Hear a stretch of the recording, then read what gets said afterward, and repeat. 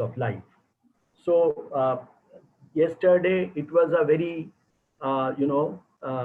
very, engaging kind of uh, uh, presentations by, resource persons, and also by the college teachers, the researchers, and the height, it reached some height, and which has been also,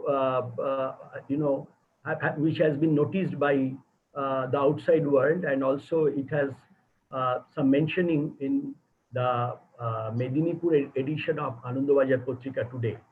And so I think, I hope that these days,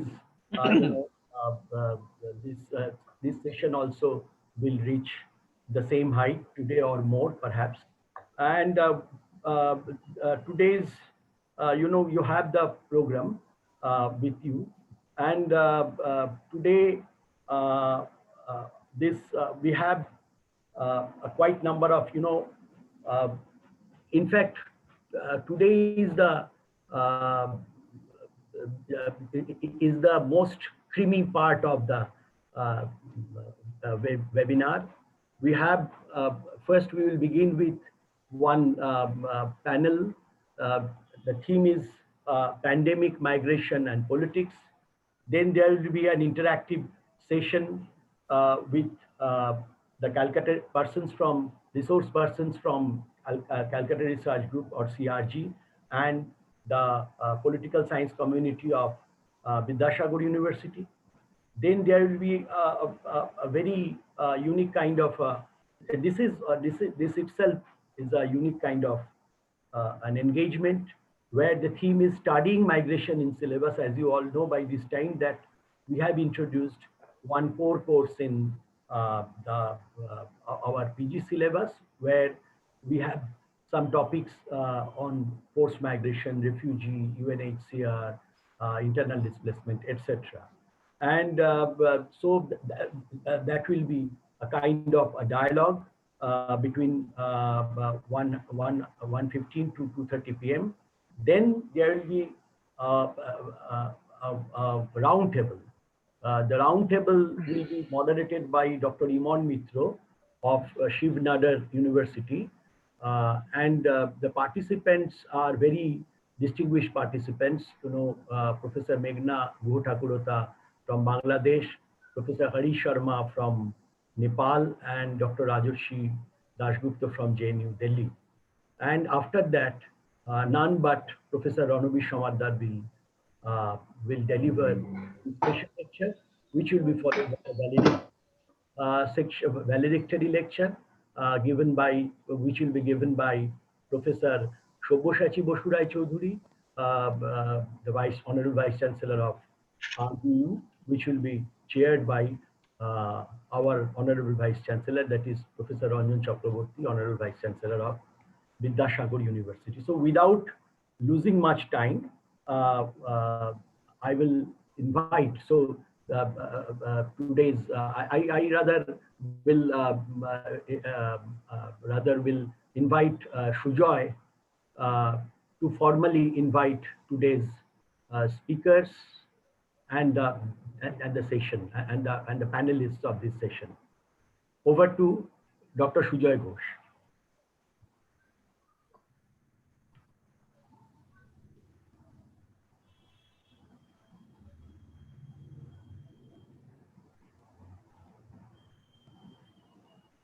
Sujoy আছে তো? Sujoy, are you there? Sujoy? No sir, Sujoy sir is asking me, so I have told him to please join. He's not joining. Okay, let me. Yeah, he has not joined yet. Okay, then let me. Okay, then we are sorry that he couldn't join yet. He will join, but now let me. Shati ba Shanti. Shati. Formally, you should invite the panelists and the chair. Shati Lekha. Sujoy Shanti ke boleche to invite. Sujoy has asked Shanti. Sujoy, okay. Sir, I have just messaged him to join. No. Then Shanti, you call us. What has happened to Sujoy? Sir, shall we wait for Shujaida? No, no, Yes, you. Shujaida is here. আমি তো বলছি, কেন করছো না তোমরা? Why Sir, you are he's losing here, time? he's I here. do not understand. He's here, sir. এসে গেছি। Sir, he's here. Good morning, everybody. Shall I start? Yes, yes, please. We are late by 6 minutes. Sorry. Well, good morning, everybody. Yesterday we had a very exciting session, and we promised another exciting session today for the two-day workshop, that is pandemic, migration, and politics of life. We are again waiting for some top of the line speakers from both CRG and Vidyasagar University, and the theme today is pandemic, migration, and politics. Now I shall request Professor Shivaji Pratim Bosu, Dean of Arts and Commerce, for conducting this session. The business time of this session is from 11:30 to 1:15. Thank you. Thank you, Professor Bosu. Okay, we are well past 7 minutes of from 11:30. So without much ado, I have announced already announced the theme of the session, that is pandemic, migration, and politics. The speakers are very distinguished. 4 distinguished speakers are here with us. Professor Rajkumar Kothari of Vidyasagar Political Science Department, Vidyasagar University, Dr. Shyamolendu Majumdar of Shivnath Shastri College, and he is also the Secretary of President Secretary of CRG, Dr. Yasin Khan, again Political Science Department of Vidyasagar University, and Dr. Surat Kumar Malik also belongs to that department of Vidyasagar University. So without much ado, may I now request Professor Rajkumar Kothari to present his paper. But before that, I will announce the name of his topic of his paper.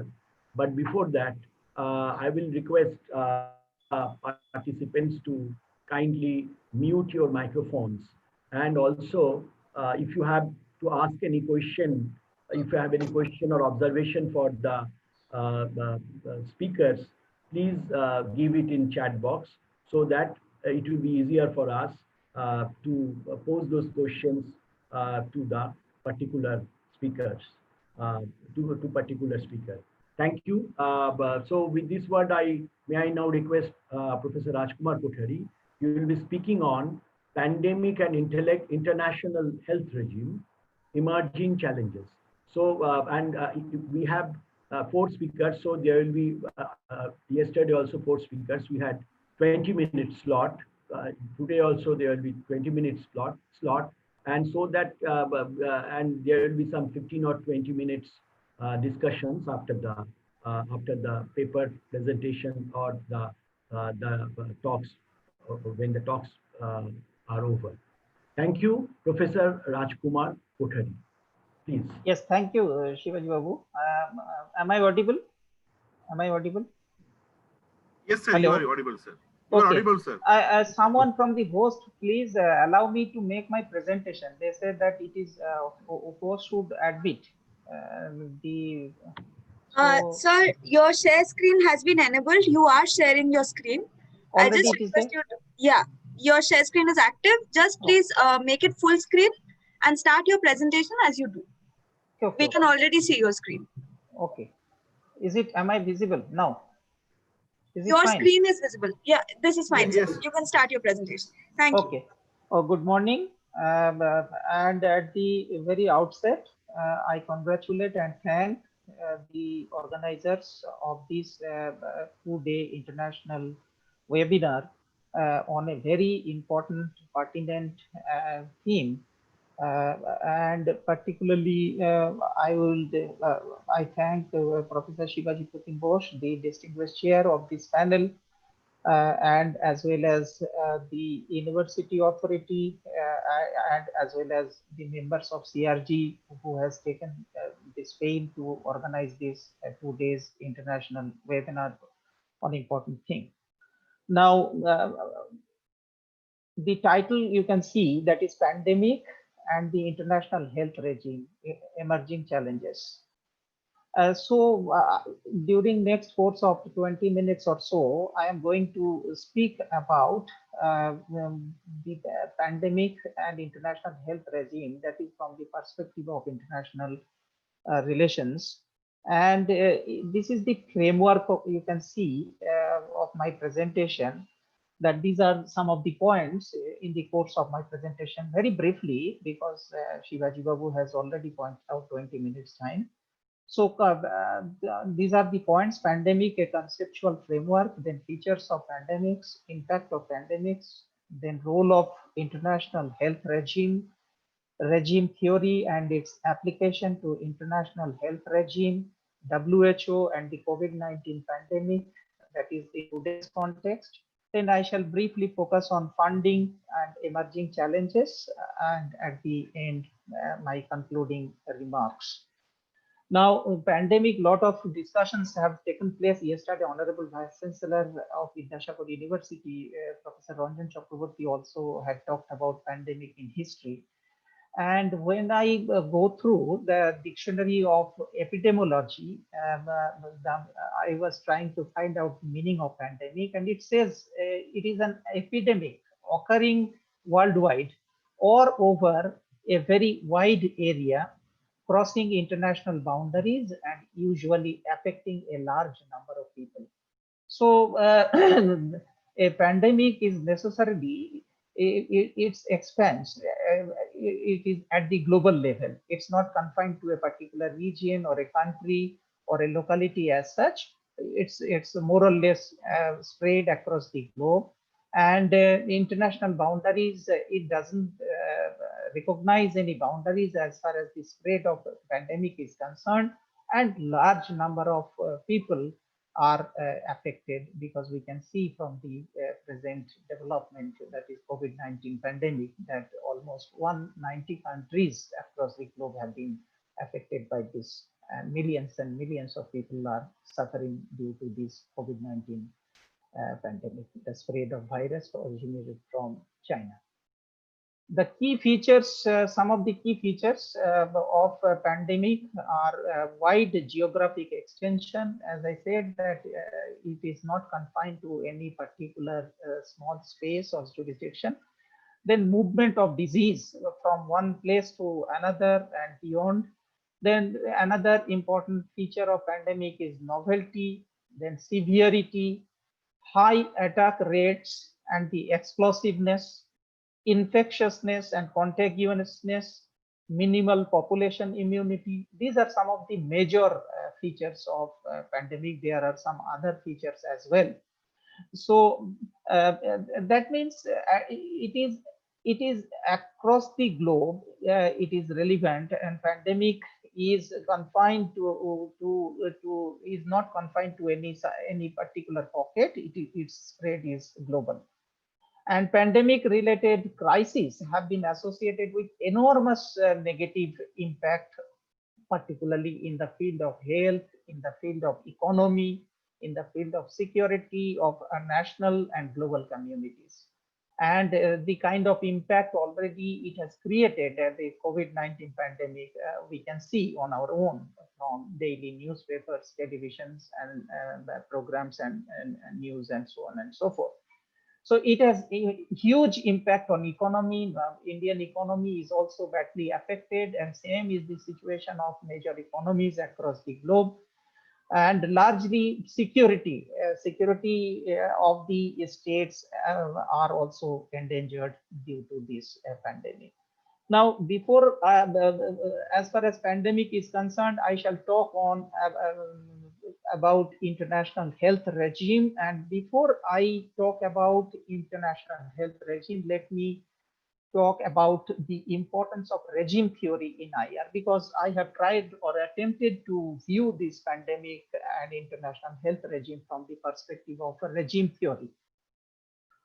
You know, international regime theory, this particularly, it suggests that power is dispersed among many different agents, including states, non-state actors, international organizations, multinational companies, and so on and so forth.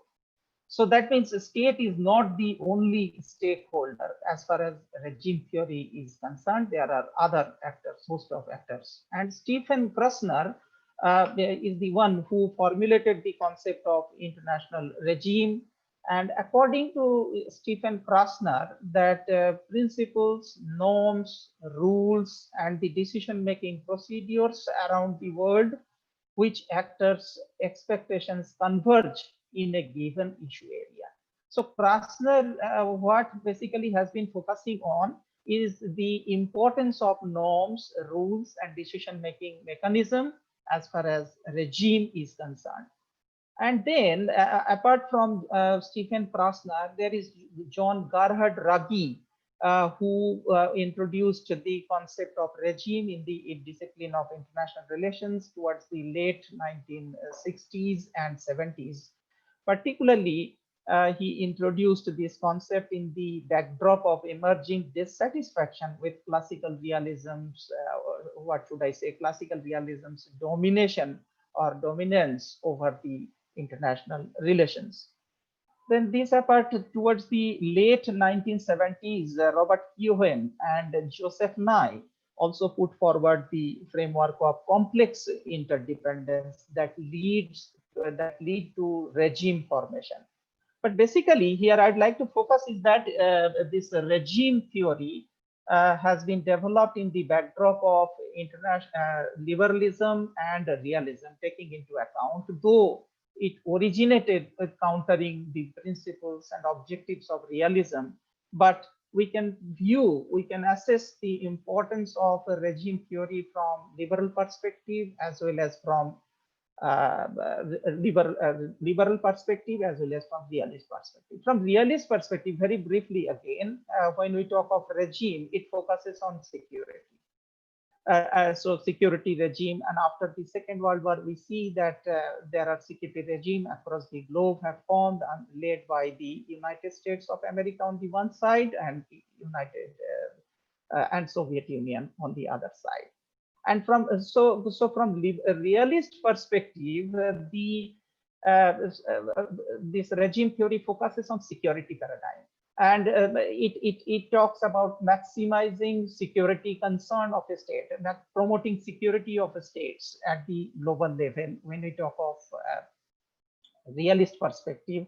And why should the state go for regime formation? It is because more benefit it fetches to the state. It brings more benefit to the state if it forms a regime. Same is the situation in respect of the United States of America when it was defeated in the Vietnam War, and subsequently so many developments that enabled the United States, that compelled rather the United States to go for regime formation, security focus, more and more focus on security aspect.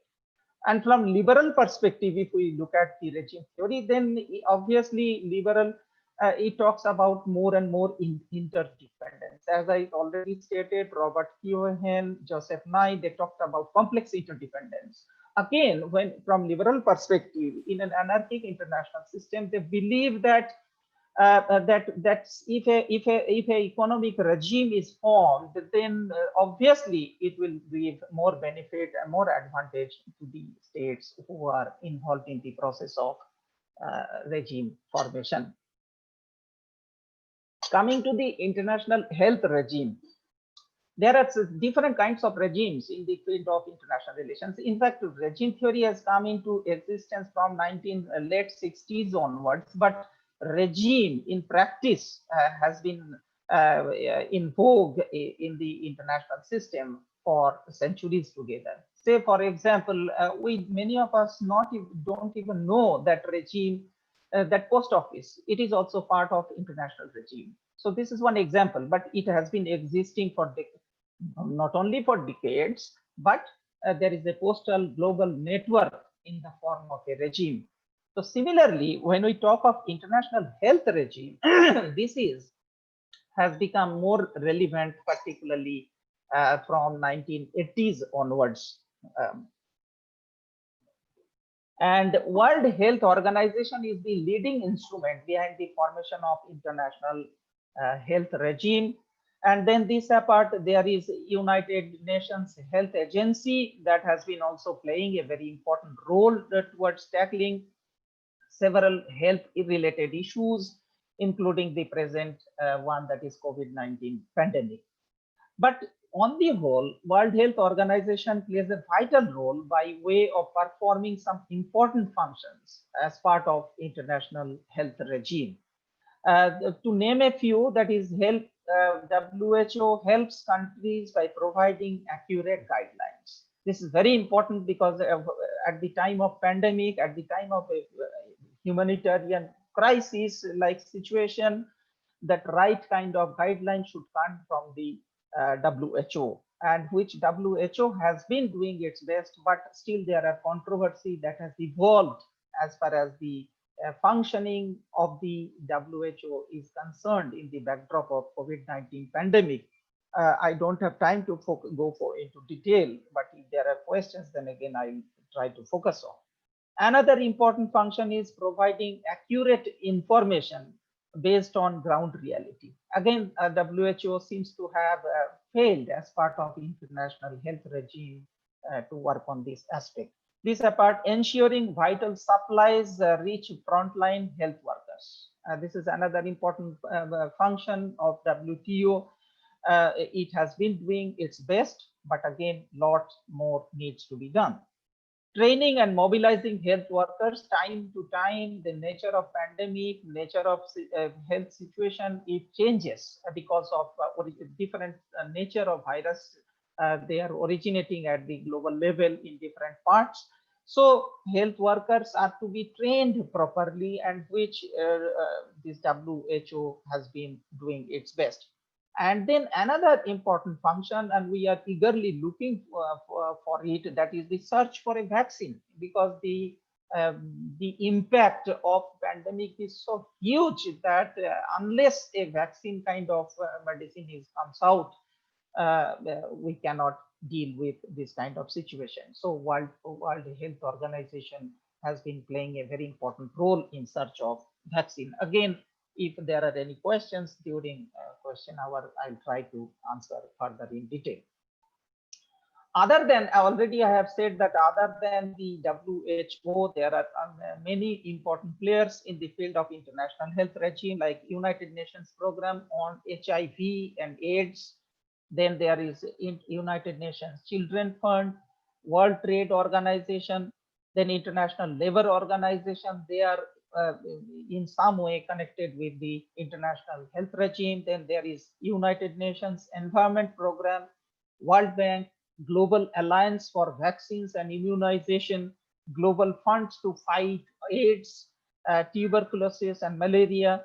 And these apart, there are other organizations and institutions like regional organizations like European Union, like ASEAN, African Union, Pan American Health Organization are also players in the global health.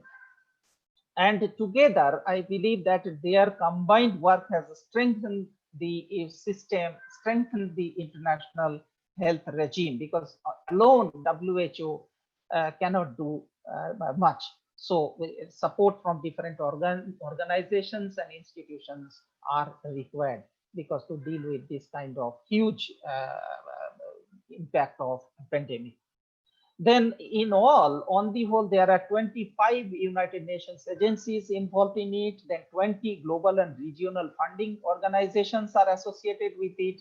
Then 90 global initiatives that target health activities and assistance. And then I should talk about briefly, as I said at the outset, that is funding. The funding plays a very crucial role, critical role as far as international health regime is concerned, because WHO and other organs, subsidiary organs or associated organizations, they cannot play their role unless the source of funding is assured.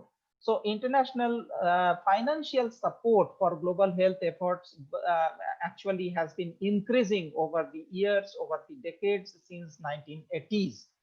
And in this context, the non-governmental organizations, philanthropic foundations, private corporations, they play a very important role. The Bill and Melinda Gates Foundation provide around 5% of the total funding of the global health assistance. This is a very important statistics. And in September 2013, JP Morgan Chase and Company and the Bill and Melinda Gates Foundation partnered to launch the Global Health Investment Fund. And this fund is meant to finance late stage global health technologies that could prove to be life saving, particularly in the developing world, because we know that in the developing world, health infrastructure compared to the West, compared to the developed world, it is poor. So developing world needs more support as far as this dealing with this COVID-19 pandemic sort of situation is concerned. Now, let me come to the point, that is challenges. What are the challenges faced by international health regime? That the effectiveness of a health regime has been diluted by inadequate coordination and leadership that threatens the efficacy of global health institutions. At the outset, I was trying to say that other than WHO, there are a host of institutions and organizations that are associated with international health regime. But the problem is that there is a lack of coordination between and among these institutions and organizations. As a result, efficacy of the international health regime is reduced, to my mind. The second important challenge is there is increase in funding, and the proliferation of organizations and initiatives have not adequately addressed continued health disparities between affluent and poor countries. As I said, that there are over the decades, funding has been increasing from different sources as far as the functioning of the international health regime is concerned. But again, there is tremendous gap between the poor countries, the developing world, and the affluent countries. So this needs to be taken care of, and this has emerged. This has come out as one of the major challenges of international health regime. The third important challenge, according to me, is the inadequate disease surveillance. Now, inadequate disease surveillance, this apart inequitable access to vaccines and other essential medicines. Now, inadequate disease surveillance, what I'm trying to say is that that WHO and its related organizations, which are part of international health regime, they have miserably failed to do the requisite role, play the requisite role as in terms of disease surveillance.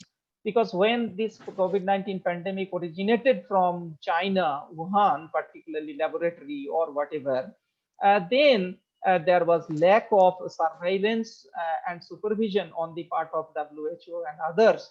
Otherwise, this spread would have been restricted to a greater extent, according to me. And fourth and final biggest challenge is identifying sustainable, predictable, and adapting funding streams. There are different sources of fundings which I have mentioned, but they are not secured. They are not sustainable. So there has to be a permanent basis of funding from different sources, because otherwise pandemic-like situation, COVID-19 pandemic-like situation will not be dealt with effectively. So coming to the final part of my presentation, that is concluding remarks. So based on my presentation, what I feel and how I feel that what should be done, what should be done and what should we do at this moment. To my mind, the first thing we should do is an integrated approach is necessary in today's interconnected world, because in the backdrop of globalization, the world is interconnected and interdependent.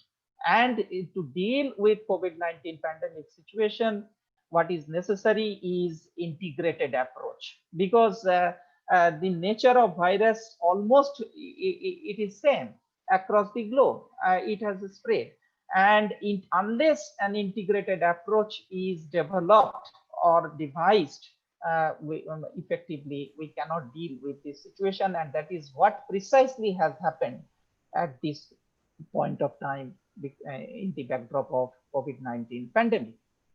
Then point number 2 is a program that focus on a wide range of disease and help bolster other countries' health infrastructure are the only way to combat global health threats. What I'm saying is that that there has to be a focus on wide range of disease and that help bolster other countries' health infrastructure, because in developing world, particularly in the underdeveloped part, the health infrastructure is very weak.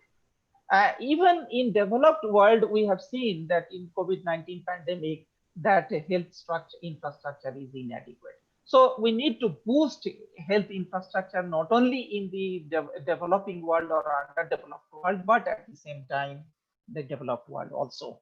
Then efforts should be made to boost national health systems, because in a country like India, 140 crores population, and there is hardly any effort to boost the national health system. And unless and until it is done, this pandemic-like situation will keep on coming before us and will not be able to deal with this situation effectively. And finally, funding must be given to programmatic issues that focus on to prevent disease before they start.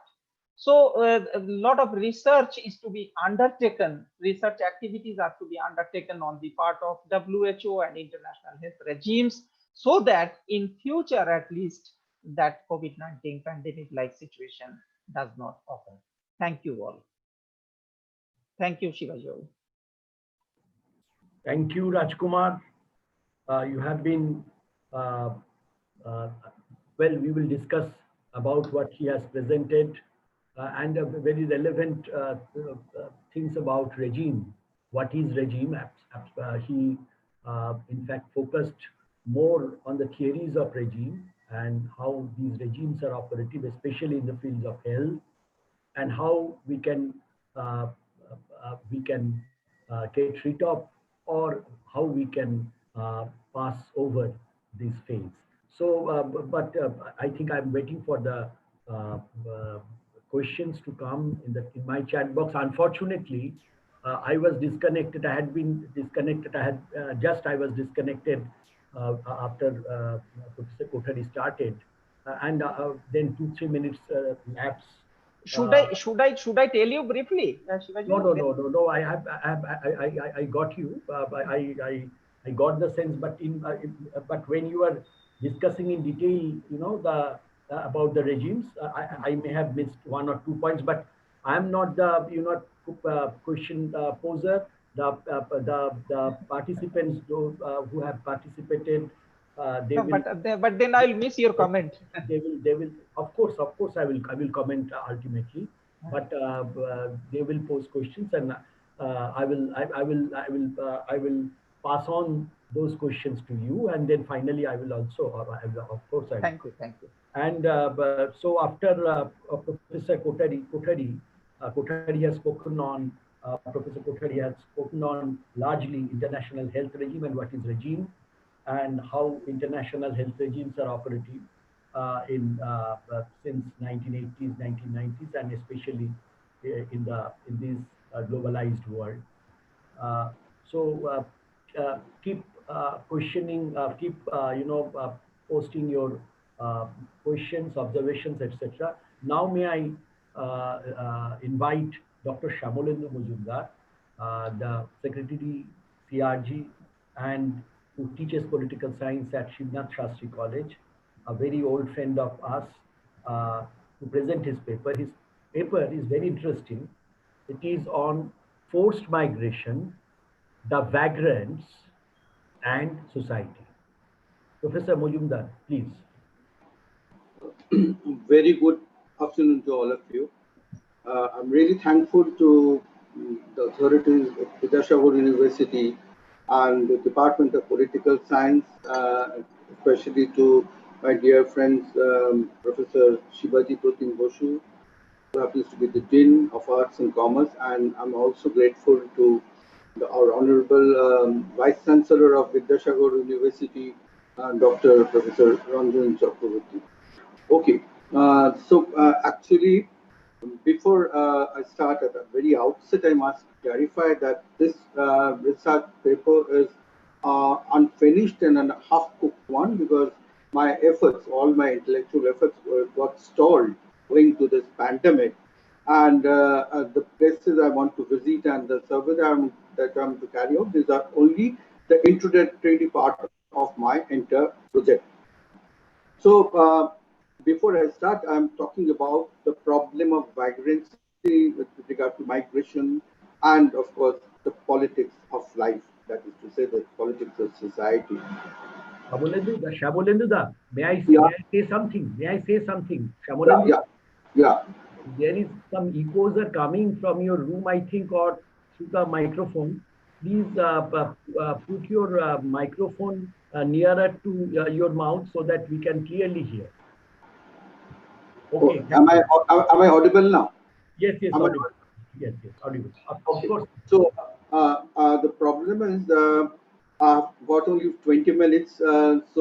Instead of discussing it thoroughly, I'll rather read out my paper owing to this paucity of time.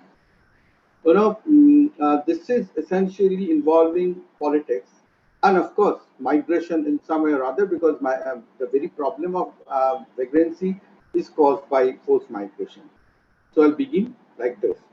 A vagrant has been described in the dictionary as someone who is poor, does not have a home or a job, and moves from place to place. Then vagrancy can be described as a state of being vagrant. It's a legal category.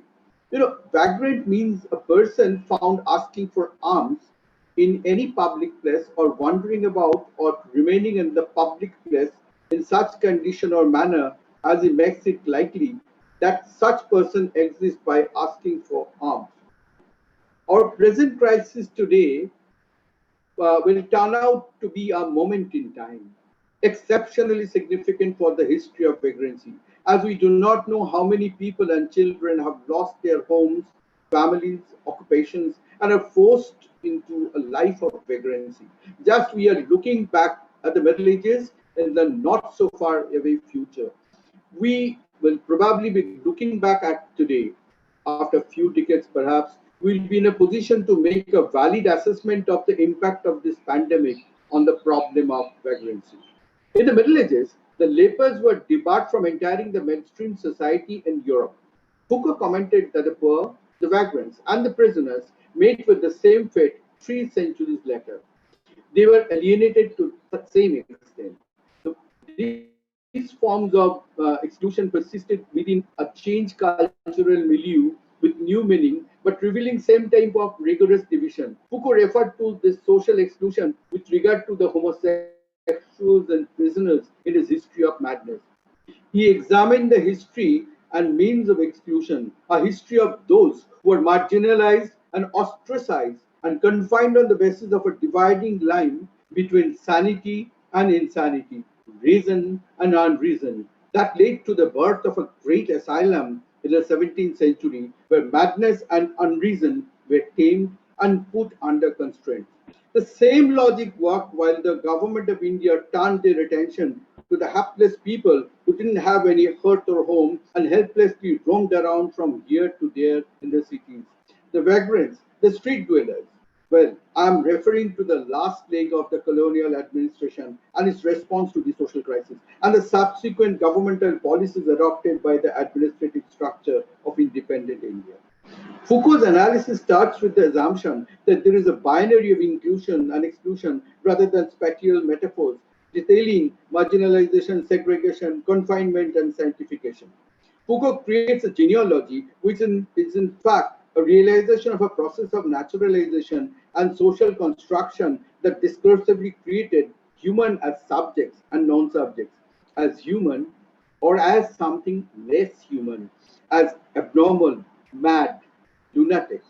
Foucault thus was teaching us not just that madness had several different historical constructions of meaning, but that scientific construction of social phenomena can also be undone and theorized differently. In Foucault's opinion, modern medical positivism, which emerged at the fag end of 18th century, tried to objectify madness. which when considered in its entirety, putting it in the perspective of accompanying institutions, presents itself as a ploy for imposing social control. Later, he considered many other types of ruptures and exclusions.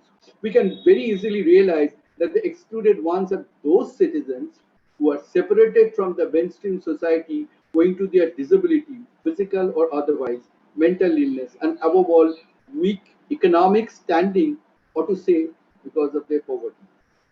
Foucault pointed out that the emergence of the age of reason in mid-17th century, the rational response to the man who were treated till then as society's margin, was to be separated and isolated from the society by confining them along with the prostitutes and vagrants. The social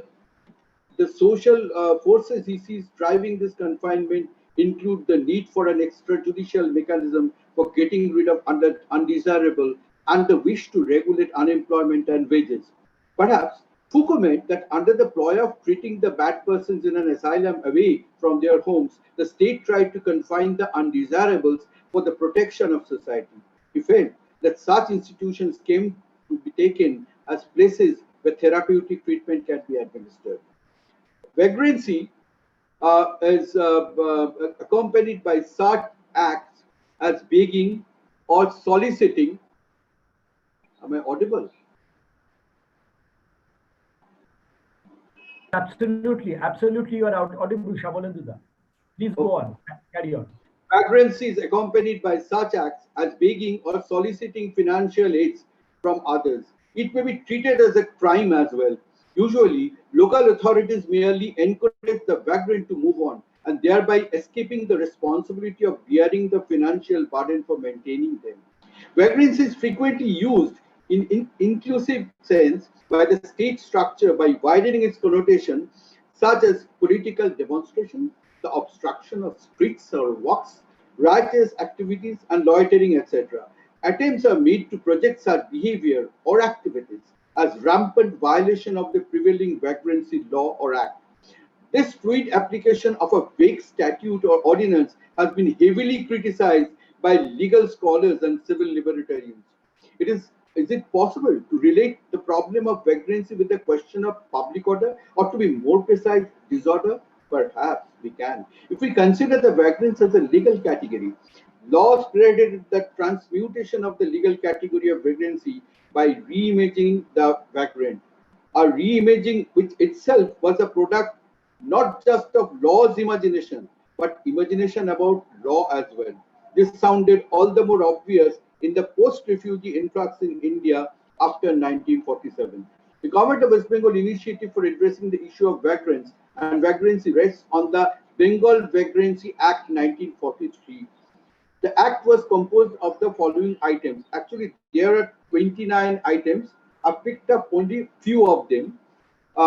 Vagrancy Advisory Board, appointment of collector of vagrancy and his assistants, special magistrates, power to require apparent vagrant to appear before special magistrate, summary inquiry in respect of apparent vagrant and declaration of a person to be a vagrant by special magistrate, detention in receiving center and medical examination of vagrant, procedure for sending vagrants to vagrants home, externment of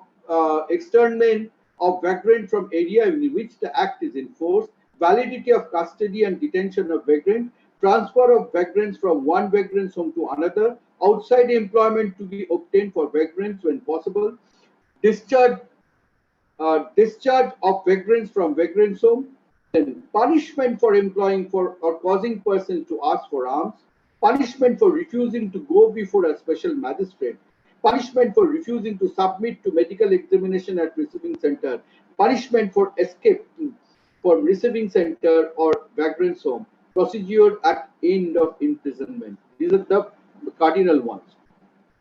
The very idea lying under the legislation clearly manifests that the intention solely was to link this legal category with the question of public order. However, subsequently some major amendments were made to the 1943 Act after India's independence.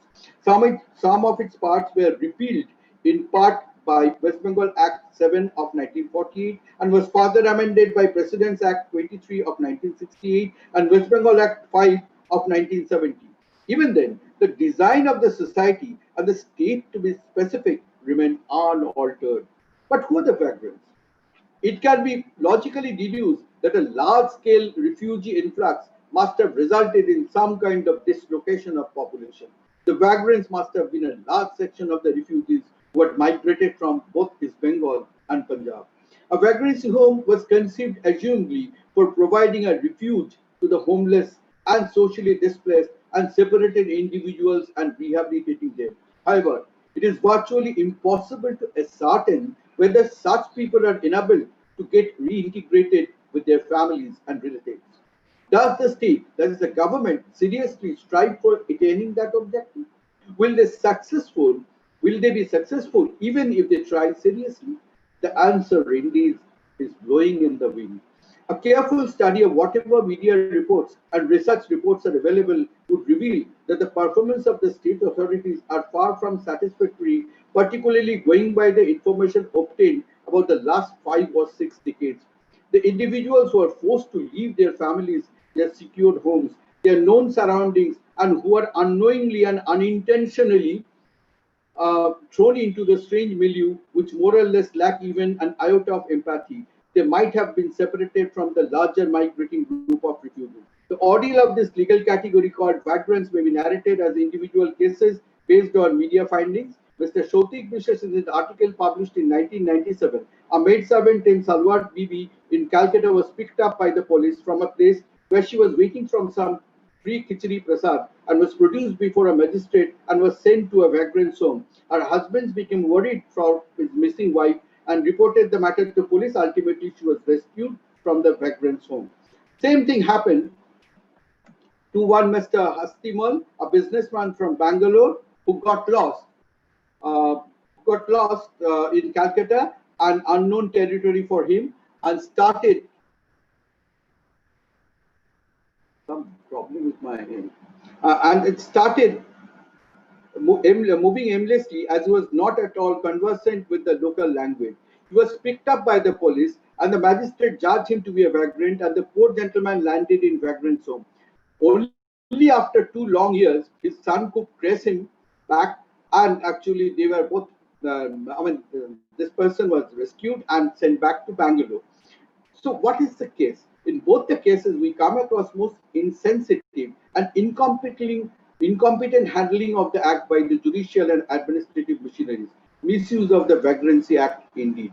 On the basis of this, the above mentioned article, we find that in the 90s, in line with the Vagrants Act, some 32,000 beggars were earmarked as vagrants, were without any hearth or home, without occupation, and moving around Calcutta and its neighborhood. These hapless people are randomly rounded up by police, produced before the magistrate as per the prevailing law, and then sent to any one of the 10 vagrants' homes in West Bengal. A large section of these people have turned into vagrants as a result of unprecedented refugee influx after the partition of India. In fact, the refugee colonies were not large enough to accommodate all the people who migrated. Families got disintegrated and many got separated from the group. The people in their tacky clothes and confused mental state could not locate themselves. They got lost in the true sense of the term.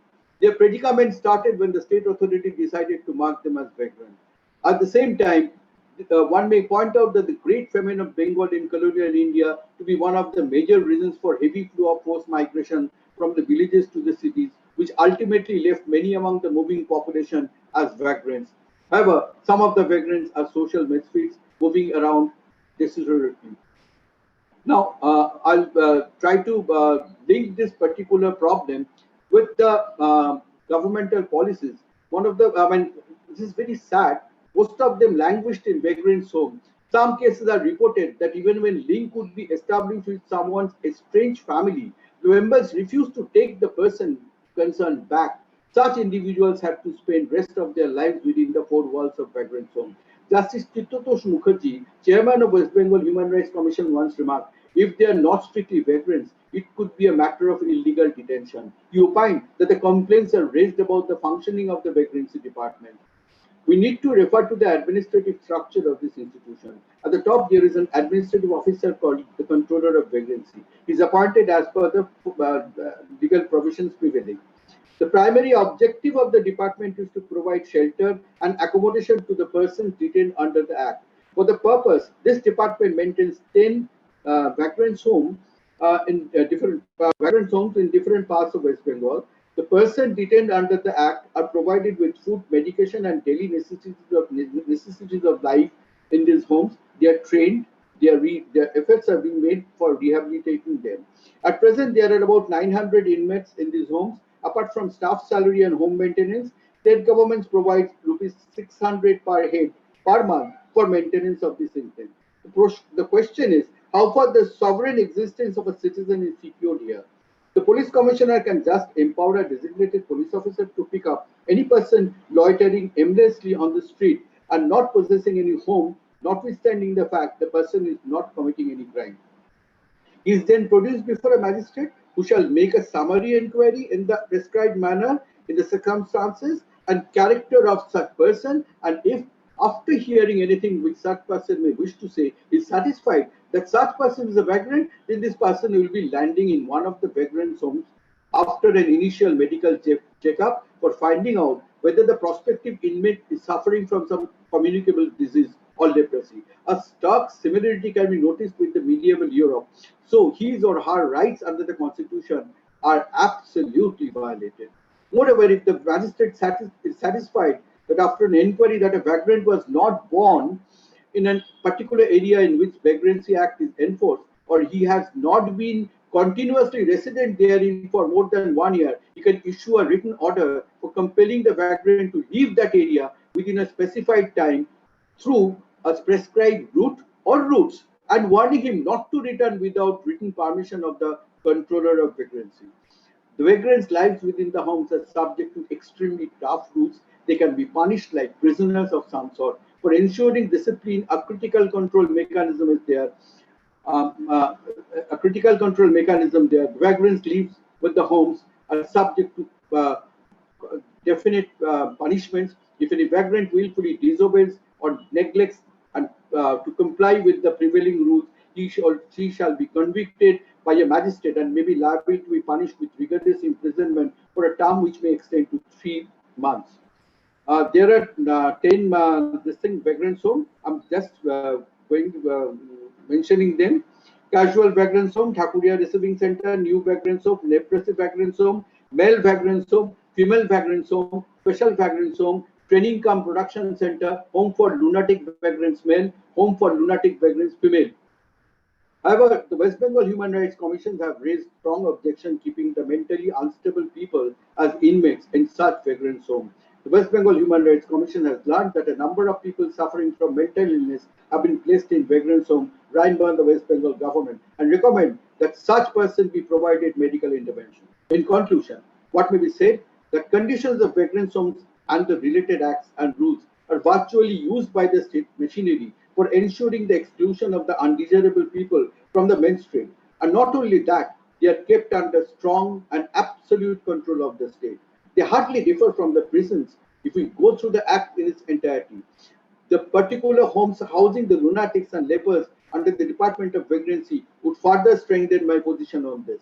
State continuously organizes itself against construed and constructed threat from the people who do not exist as per the prescribed norms set by the dominant section. In the name of segregation, they are detained and subjected to state vigilance and virtually put in prisons of some kind. Thank you. Thank you, Professor Majumdar, Dr. Majumdar. In fact, I will congratulate. This is very Foucauldian, very Foucauldian, and this will open up a new vista of research. And I congratulate you. Thank you. And of course, questions will come questions are not coming. Please do send your questions to in the chat box. At least I cannot see. I request also the technical persons who are managing this seminar to keep me posting. Yes, sir. We are collecting the questions. Okay. I will send you in bulk. Thank you, Shanti. After Shyamolendu Das, very Foucauldian. So variety of papers are coming from health regime to vagrancy, very Foucauldian, And then the third speaker, Dr. Yasin Khan of Department of Political Science. I would like to invite now Dr. Yasin Khan to present his paper. He will be speaking on politics of new normal, a study on migrant workers of select villages of Southwest Bengal. Yasin, your time starts now, please. Thank you, sir. Good afternoon, all of you, respected chairperson, my co-panelists, and all the interviewees and participants of this webinar. I am thankful to Shivaji sir for giving me this opportunity to share my views to these learned gatherings. Title of my paper is Politics of New Normal, a study on migrant workers of select villages of southern West Bengal. In this paper, I have just focused on the meaning of the politics of new normal and tried to conceptualize it in the context of new time, and also explore the conditions of migrant workers of some villages of southern part of West Bengal. For these purposes, methodology of my present paper is basically considered as theoretical and conceptual study with the help of normative approach and survey of the relevant literature.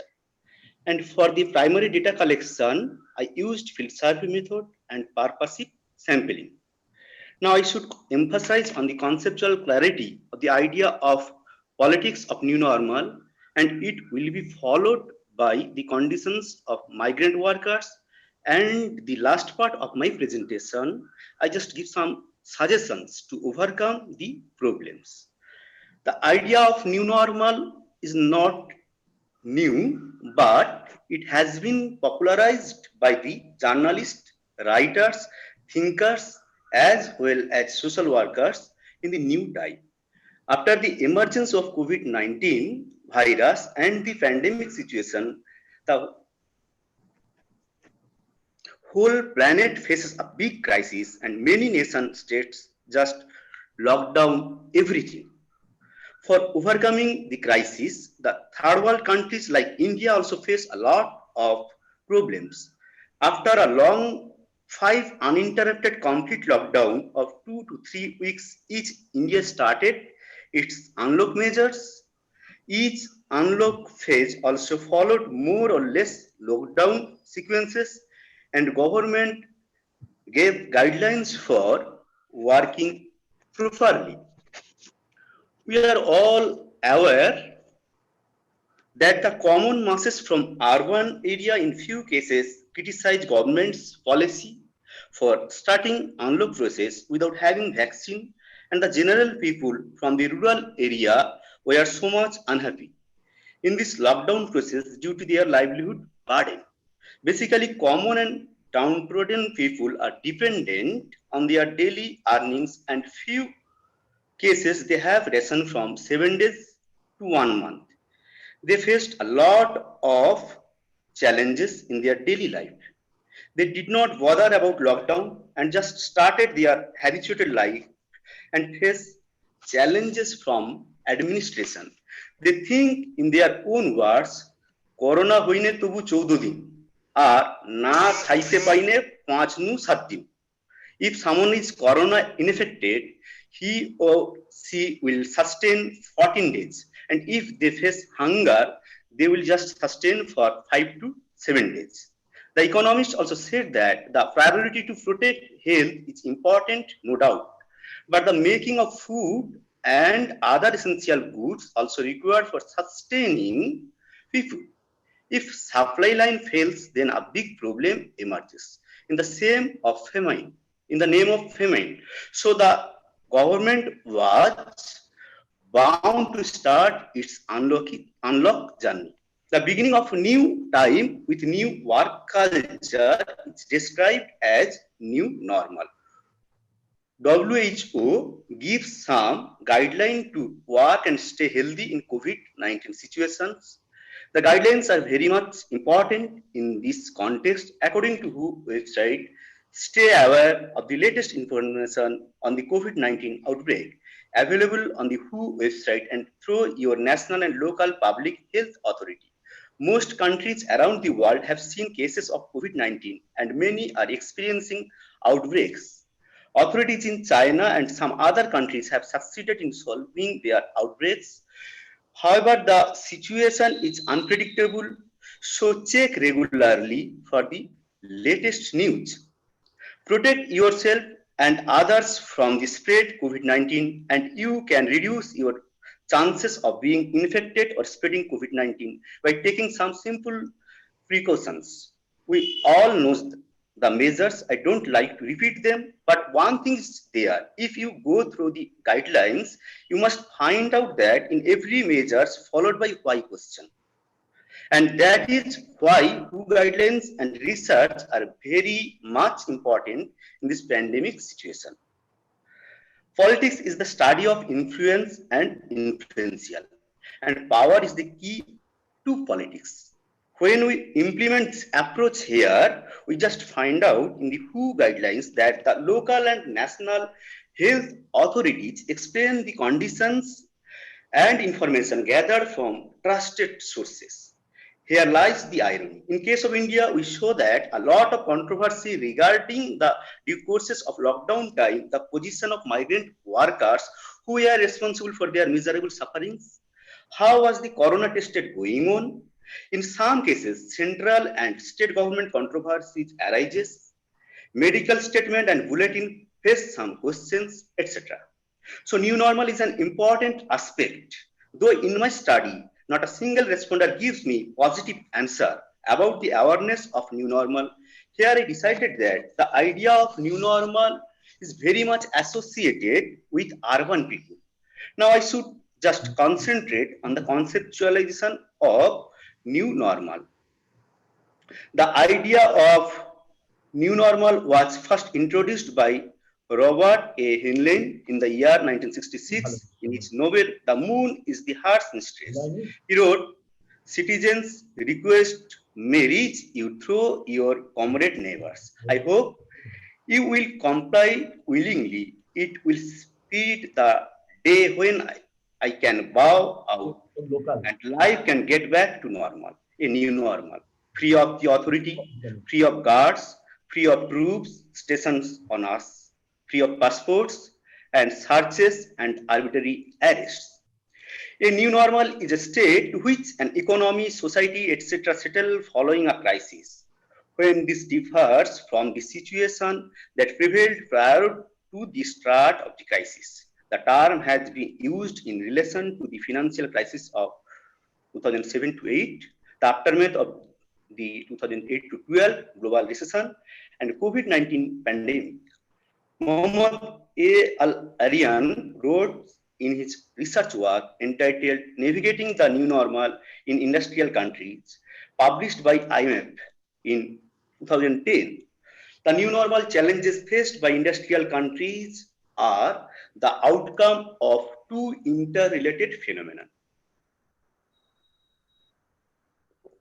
First, a multi-year process of massively going structurally out of balance, as illustrated by excessive consumption in industrial countries, leverage fluid, asset bubbles, inadequate risk management, and incentive structures, and disruptive accelerators in the form of ill-understood financial innovation. And second, the aftermath of large balance sheet destruction, part of which remains obfuscated even today by accounting issues. Their interactions were accentuated by ongoing global realignments. The symptom of the challenges include muted economic growth in industrial countries, persistently high unemployment, which is increasingly structured in nature, continuous private sector deleveraging, large public sector deficits and debt, regularity, uncertainty, and a much greater influence of politics on economy. The resulting dynamics are both unusual and unsettling for industrial societies. As such, they also affect the way in which society thinks about the future. Indeed, we are increasingly coming across some noteworthy changes, both in the pattern of expectation formation and in behavior.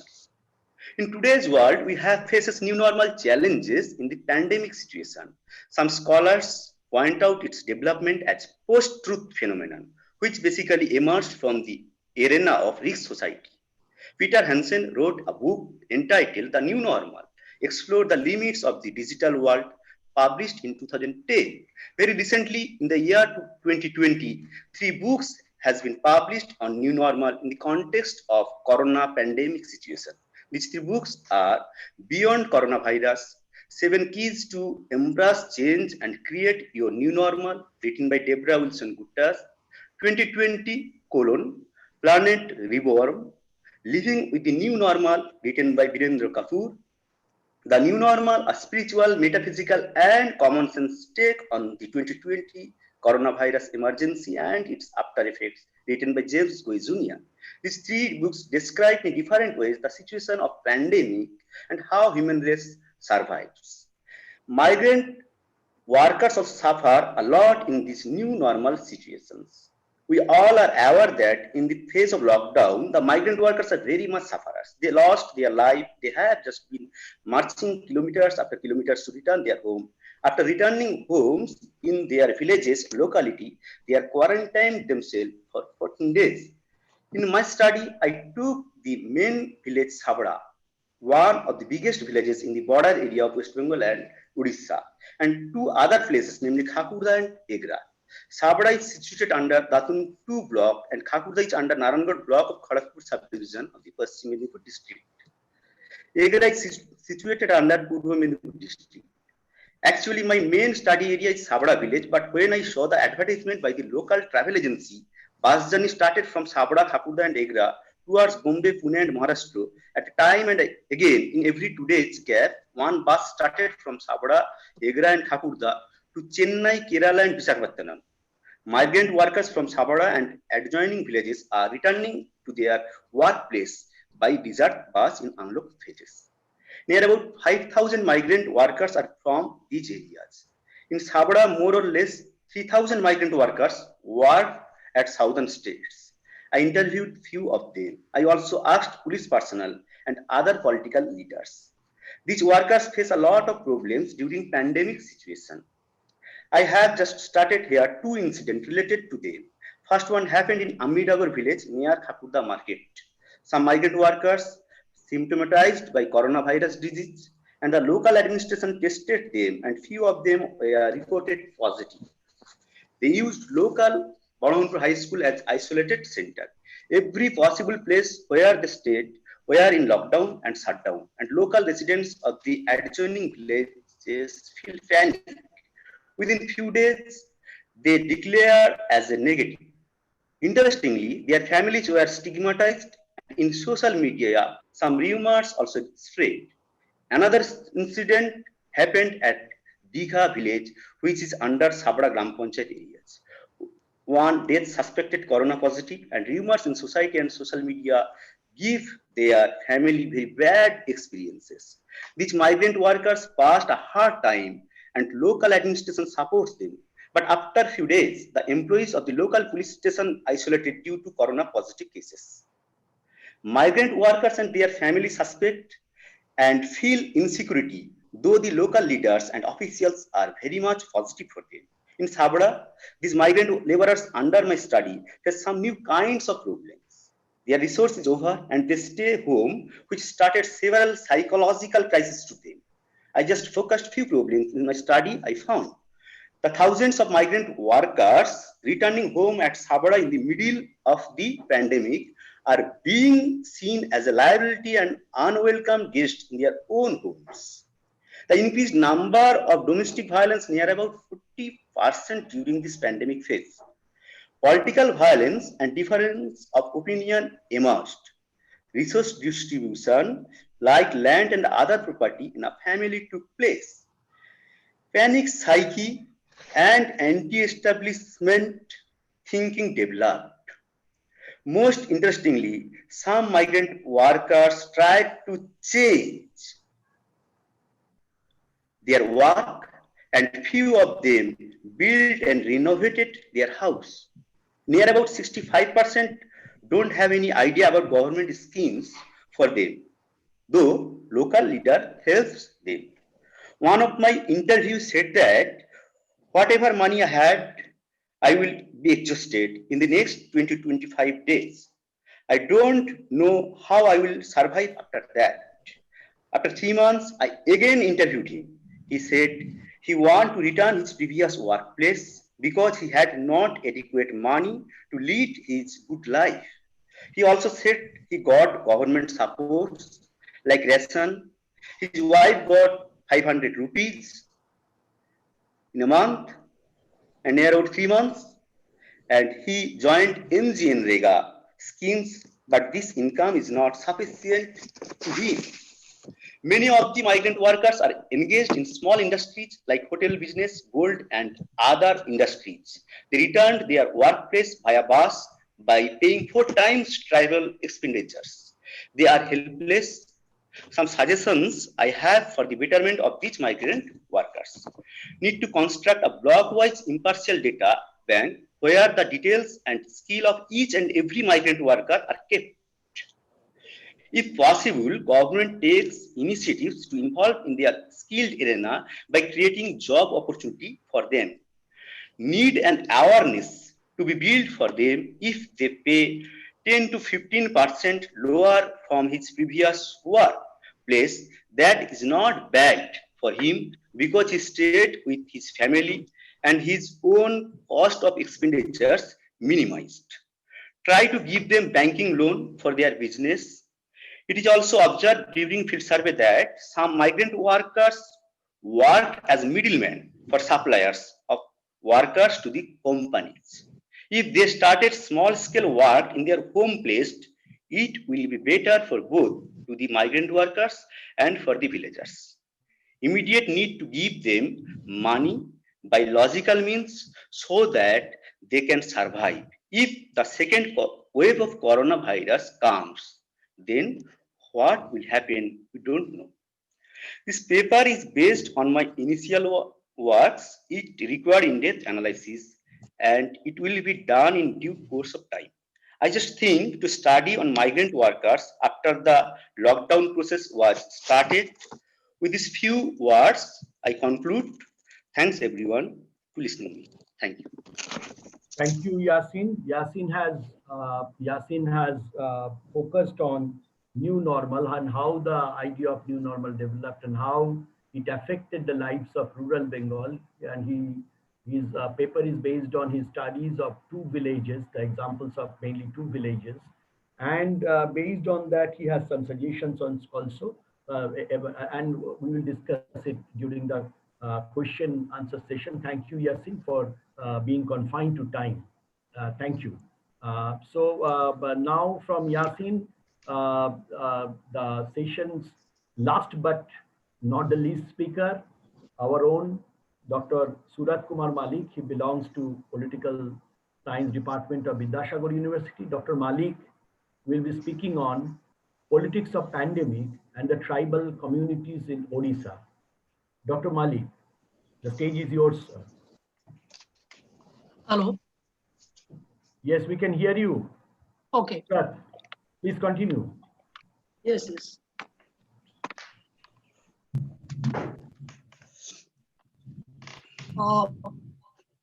Thank you, esteemed chair, Professor Shivaji Pratim Basu, Dean Faculty of Arts and Commerce, Vidyasagar University. My co-panelist, Professor Rajkumar Kothari, Professor Shyamalendra Majumdar, and Dr. Yasin Khan. My teacher from JNU, Professor Rajarshi Das Gupta, and other professors from CRG, esteemed participants and delegates, and my beloved students. I am thankful to the organizers to be here as a panelist or as a speaker. This very prestigious seminar organized by Vidyasagar University and CRG. So I am thankful to the organizers and our university. So being the last speaker of the session is have some advantages. You have nothing to speak because already so much have spoken by these learned speakers, esteemed speakers. So as far as Professor Shivaji Pratim Basu, the esteemed chair, has declared that my topic is on tribal communities of Odisha. I am going to start some of my experiences, actually sharing my experiences, though not in COVID period, but earlier I have worked in Koraput district, the KBK, Koraput, Volangiri and Kalahandi district, that is the KBK. It's a very underdeveloped area in India map, and the most malnutrited area, where you have might heard about the selling of baby by mothers due to their for their livelihood situation, and for their hungerness and food security. So I'm focusing on that area, especially in Koraput and Malkanagiri. I have worked 3 years during my PhD and my project in Koraput district. So I have some primary experiences, ontological experiences regarding the tribals. And for this particular seminar, I have collected some data. Though not have worked directly with the tribals, but these data were collected from the most prestigious Indian Delhi English newspapers and Odia papers, and they have directly interacted to the tribals in that area. What is the situation?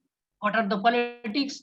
And what are the life? What is the condition of the life of the tribals, especially the the indigenous peoples of Odisha? I am saying indigenous because they are they are the most of them are PTG. There are 62 tribal groups in Odisha, and Odisha is dominated by tribals. And there is very variation. There is 62 tribal groups. As far as India is concerned, tribal in Odisha represents a major picture.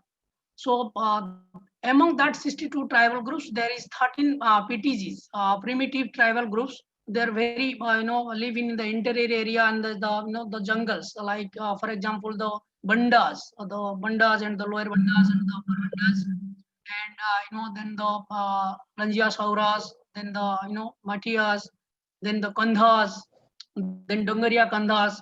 So I am going to give some of my experiences about them and about the particular since the advent of this pandemic COVID from March onwards. Because lockdown has started in March 22 March or 24 March. So I'm going to highlight some of the practical experiences from my own experience and from the collective the secondary experiences by different papers. And so first of all, there is 2-3 things. As far as pandemic is concerned, pandemic, as yesterday Professor Manish Jha from TISS Mumbai is was saying that this pandemic is creation of the new liberal states, another you can say another tools or techniques to operate its own politics. So this pandemic has been created and has been offered, has been rendered to us. So everything in the name of pandemic. Okay, so it's kind of national emergency, or SAR, Professor Vice Chancellor Professor Ranjan Chakravarti has mentioned yesterday that it's it's a natural disaster. Yes, but I am a little bit differ that it's you can't say it's totally natural disaster, but it has some man-made reasons. As far as science is concerned, biological weapon is concerned, there is so much debates. So I'm not going to that debate. But what is the situation of Odisha, particularly the tribals? As far as the lockdown is concerned, all are talking about the migrant laborers, but who are that? Who are they? There is if the coronavirus is very it does not discriminate when it infects, but I can say it discriminate when the the consequent is there, when the result situation is there. It discriminate the rich and the poor, the haves and the have-nots, the so-called elites, so-called the marginals, okay, Dalits, tribals, and particularly the poor living in scheduled areas of Odisha. It discriminate because as far as their capacity is concerned, as far as their awareness is concerned, as far as their health status, health facilities, communication, modern education, all these awareness devices like your mobile phones, your TV, and your magazine, your papers. As far as these are concerned, it discriminates, some extent discriminates. So we should not make a policy for all, a kind of unilinear policy for all. We should treat equally and unequally. So my central argument is that government of India or government of Odisha particularly has not come with a particular kind of policy response as far as targeting the tribal group. So there is a particular response. COVID cell for tribal is needed, and on the basis of that data, there is need for social categorization of tribals, how much among the tribals, how these PTG were affected, and what is their condition. The data is not available, and we are very sorry that recently we said we learned that there is no data regarding the death of migrant laborers. Who are the migrants? Mostly 80 to 70 to 80% tribals, they are migrated because they are forced to migrate. Okay, so as far as Professor Shivaji Pratim Boshu always talked that there is a lot of causes of migration, and CRG doing a renowned kind of job regarding migration, and there is a lot of, yes, there is if you go with a particular kind of Malkanagiri district and KBK Koraput district, there is forced migration. There is both pull and push factors, and the people who are forced to migrate due to the developmental projects, due to dams, due to natural calamities, you can say, due to also man-made reasons like mines, like developmental projects, and leasing all these lands to the corporate sector. So there is migration. And what happened? These people, particularly from Odisha, from Malkanagiri and Koraput district and other tribal districts, they have migrated to to Surat and to Gujarat, to Surat, to Tamil Nadu, and they when the unprecedented declaration of this lockdown at one first morning or one first you can buy our honorable Prime Minister. So these people suffered a lot with the livelihood, security, life, and a lot of them, as reported from Kendrapada and other. I was just watching it, TV news that people they walked miles and miles, and in the way they left their lives, but they became dead without getting any support, without getting any food and water. So this is the situation, and the rest of whom by anyhow the government of Odisha has taken initiative to come back them from other states by bus or by train, but their situation remain very pathetic. In tribal areas there is no such called isolated room, there is no such called quarantine halls, and these tribals are living in a hamlet. If you visit tribal areas, I have some experiences working with the tribals 3-4 years in Koraput district, that they are very segregated in a particular ghetto kind of area, and there is very small hamlets and huts, and large people, 8 to 10 people, a family is living there. So maintaining social distance is very much difficult in that position. And when they migrated from other states, then these communities, tribal villages are inhabited by mountains and jungles. So these people who are earlier in village, there is a fear, there is psycho, that they don't allow these people, and these people, some are reported that they live isolated in, you can't believe, they live in large trees, on they spend their nights and day in quarantine, 14 days quarantine in trees or in under a bush or under a calf. And that was the situation, that was the pathetic situation as far as migrant. There is nothing, even the PDS system is there, and all these tribals, I can say very less number of tribals are in PDS system, because these tribals, mostly the Matias, the Kelas, the Sabar Kelas, these Kelas, especially, they are the wandering tribes. They wander from one district to other district. They perform street plays. They perform other. You might have seen that the Bansranis and other things with this, Kelas, with this, wandering tribe with pigs and sheep. But they are not a resident of a particular. They don't have this, ration cards, and the PDS system is a distant dream for them. So this is the problem as far as migration is concerned. They stayed outside their home in jungles, within a tree or above the tree or under a bush or a cap. So that way they isolated. And whatever the marks, there is tribal area. If you visit the interior tribal areas, there is no communication. There is no health facilities. Primary health, you have to walk 10 to 12, 15 miles to reach primary health care center. That is called the Goshti Swasthya Kendra. So and tribals always hesitate to wander for miles, and they always believe, they always depend on these witch doctors, the witch WITCH witch doctors. That kind of I can say in Odia, that is Jhoda Funka. That means they believe in that witch system.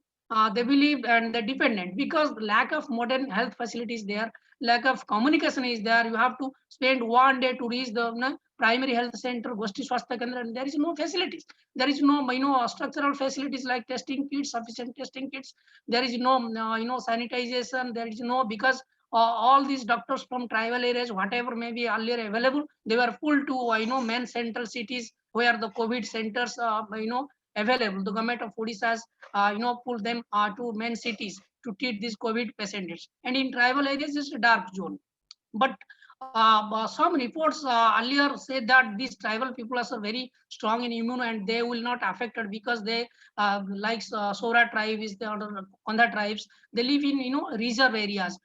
Particular the 13 primitive tribal groups, they live in reserve areas and out of this mainstream population. But sorry to say, I have some ground reports. I have some particular reports which said that these tribals are affected by COVID because they have some contact with the market places to buy their daily necessities and other things. And there is reports, but there is some reports by NGOs and other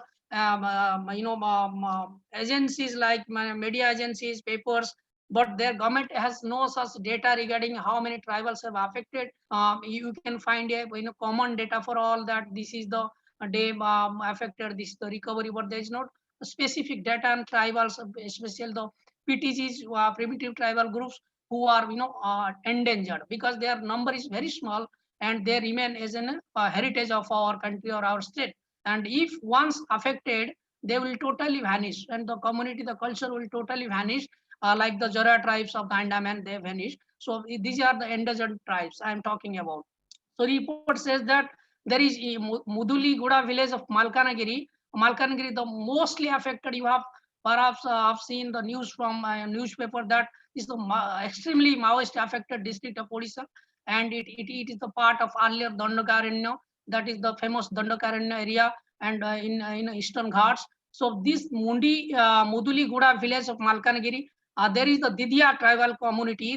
These are the PTG communities, and particularly vulnerable tribal groups. These people have 5 Didai tribal tribals are tested positively, surprisingly. And if the one is tested positively and there is no social distancing, because in tribal they live in their way of life, their culture, perhaps all of we know, there is very difficult to maintain because they live in a community, they work with a community, and there is all these situations. So Dida is a particularly tribal group, vulnerable tribal groups. So the last case of this Didai community is reported from Khairaput block. This is the primary report I am highlighting. Khairaput block of Malkanagiri district of Odisha. In Khairaput block, as far as the social demography, I want to present the social demograph that you can get an idea about the tribal groups, about the PTGs. That there is a particular block, there is 12,000 Banda tribals of the Khairaput village, and this came under the 13 PVTs, particularly vulnerable tribal groups. They stay in the hilltop of villages, hilltop villages. These Bondas are, it's very interesting that they are scattered in 32 remote villages in Eastern Ghats of Malkanagiri district. I am giving the picture of Malkanagiri, then I give some picture of Koraput district. That they are believed, these are the primary groups who have fast wave migrant out of South Africa from 60,000 years ago. These Bandas, these Banda tribal groups, it is the primitive tribal group in India. It is the most primitive tribal group in India, and they have migrated from South Africa, as the data shows and the report shows, or history shows. They migrated from South Africa 60,000 years ago, and they are very primitive. There is upper Banda and lower Banda. In Koraput, there is lower Banda also, and the upper Banda is somehow live in the hill. That's why they called upper Bandas. They live in the topmost of the hill and very distance from this mainstream population, and lower Banda somehow mixed their culture with the mainstream population or coast, because they live in the lower part of the mountains. So these are the cases. And there is the government reported that not we have done everything. There is Bonda Development Agency, and this Bonda Development Agency is monitoring the situation as far as tribal situation. And honestly speaking, this Bonda Tribal Development Agency, though created in 1977, but is doing nothing, and it's dysfunctional now. So as far as COVID situation is concerned, it has not done any much, because there is no facilities in the tribal areas, and it is name only. So these peoples are very danger in a great of a state of great danger due to their low immunity. I'm highlighting because if you visit the tribal areas, there is a lack of malnutrition is there. There is anemia, severe anemia is there, and immunity, very low immunity. So my concern and the concern of the NGOs and other is that if the community is affected, it is started affecting, as I reported from Malkanagiri and other data. And these primitive tribal groups, because there is no facilities, they will totally vanish. The community will vanish, and these are treated as these bondas were our natural heritage, and there is no data on the different tribal communities, what is their situation, how they have affected. And these tribals are not aware about that. They have affected by COVID, and some NGOs and some other groups, they are working on tribal areas. They finding these reports and testing all these things. But as far as government concern is concerned, government policy is concerned, there is nothing so-called tribals COVID cells, or for particularly monitoring these tribal regions. There is other tribal groups. They are very these PTG groups. I am highlighting PTG. Why PTG? Because they are very extinct. They are going to extinct. The number is very less. For example, these primitive tribal groups like the Langia Saura. This Langia Saura, they are very famous because there is, as far as the livelihood is concerned, there is Saura painting. They're famous painting from Odisha, Saura and Gonda painting. So Gonda tribe and Saura tribe. And they income through fair and exhibition, because there is different tribal fairs, and Odisha government is promoting these tribal fairs, but due to this lockdown, there is no fairs, no exhibition, and these people are dying without any food and without any facilities. These some have interviewed to Hindustan Times, to Indian Express, and to some Delhi Udiyas like Dharitris and Samajs. These Saura tribes, Saura painting, they are suffering because they are the kind of tribal. They are very good painter. This Saura and I'll highlight this Gonda and Saura paintings. They are suffered as far as most. This Langia Saura, Dangriya Kandha. These Kandhas, as in Avatar movie, the director called these Dangriya Kandhas. These Dangriya Kandhas are the real Avatar people. If you visit the Neomagiri and other places, you will find that the copy of the Avatar movie is nothing but the replica of these Dangriya Kandhas. Even the director has accepted that I have motivated the Avatar movie from these Dangriya Kandhas of Odisha. So they are very extinct. And the Zhuangs, yes, the Zhuangs and the Lodhas, Savar Lodhas, their number are very stagnant. They remain stagnant. And if not saved from this pandemic, if the government of Odisha, especially we can approach the government of India to come with a tribal policy, especially the Minister of the Mota, Minister of Tribal Affairs, and the Odisha government, they should come with a very sensitive tribal policy as far as COVID-19 is concerned. Don't treat everyone equally, because these groups are very extinct groups. These are the heritage. They remain as the showcase in the museum only. Their number is very less, and if they will not save from this pandemic, they might have been wiped out. They will vanish, because once they affected, it is very difficult to isolate them as far as their way of life is concerned. Another data is there from Bisam Katak and Kalyan Singh. These are very primary data and relevant, because in this pandemic time, working in tribal areas is very difficult. Though some groups like Basundhara and other agencies, NGOs are working, and they have these primary data, and some of the newspapers, they reported that this Bisam Katak and Kalyan Singhpur blocks of the Rayagada district, where the Dangariya Kandas especially live, and this is the home of Dangariya Kandas, and there, surprisingly, there was 16, positive cases from this, Bisam Katak only, and 40 cases from Kalyan Singhpur. So we can conclude, we can safely say that the interior tribal zones, the reserve areas are not far away from this COVID pandemic.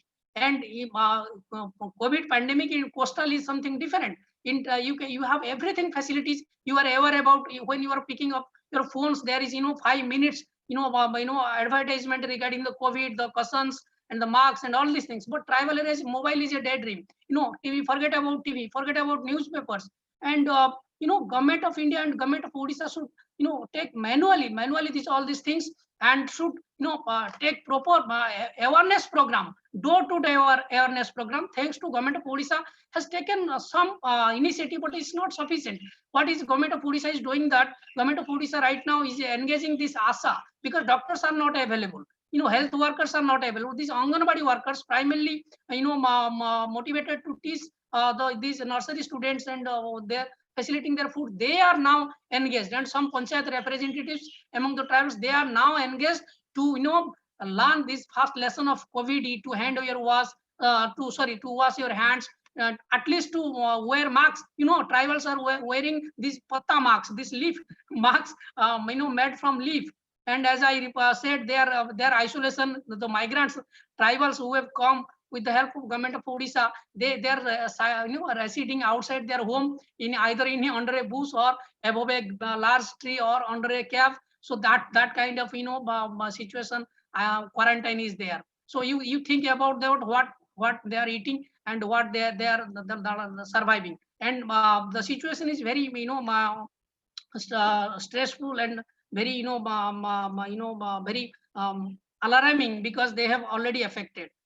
Similarly, I can highlight another data. 189 COVID cases reported in Lanjigad, Lanjigad block of Kalahandi. Lanjigad is Lanjia Saura tribes. So there, Saura tribes and Dangariya Kandas live there. So 189 COVID cases among the community they have affected. In Guma block also, in Gajapati district. Dr. Malik, 2 minutes more. 2 minutes more. Yes, sir. Yes, sir. I'm just concluding. Okay. So, why, what are the necessity I am highlighting? Yes, everywhere there is infection, but why I am going to the detail of the data? Because, earlier my paper was, I said, you don't treat equally. Okay. There should be policy response, particularly designed, targeted to these PTCs and tribal groups, as far as Odisha government is concerned, or Government of India is concerned, or the Ministry of Tribal is concerned. Because these tribal groups have something different situation. They can't be treated equally. The pandemic, there is the politics. There is the politics. I am going to say that is the politics. The politics. What is the politics of neoliberalism? Neoliberalism treats, in a unifamiliar way. That is they have their own narrative of pandemic. We have to accept that narratives. But what is the report from the ground? The people are dying. These tribals, especially, they are dying. Those people like me or any other people who have primary experiences with these tribals, I am just imagining there, because I have visited a lot of hamlets of above 1200 feet. That hamlets, and if these people were affected with the contact with the market, what will the situation? I'm just imagining and just in a deep doom that what will be the situation.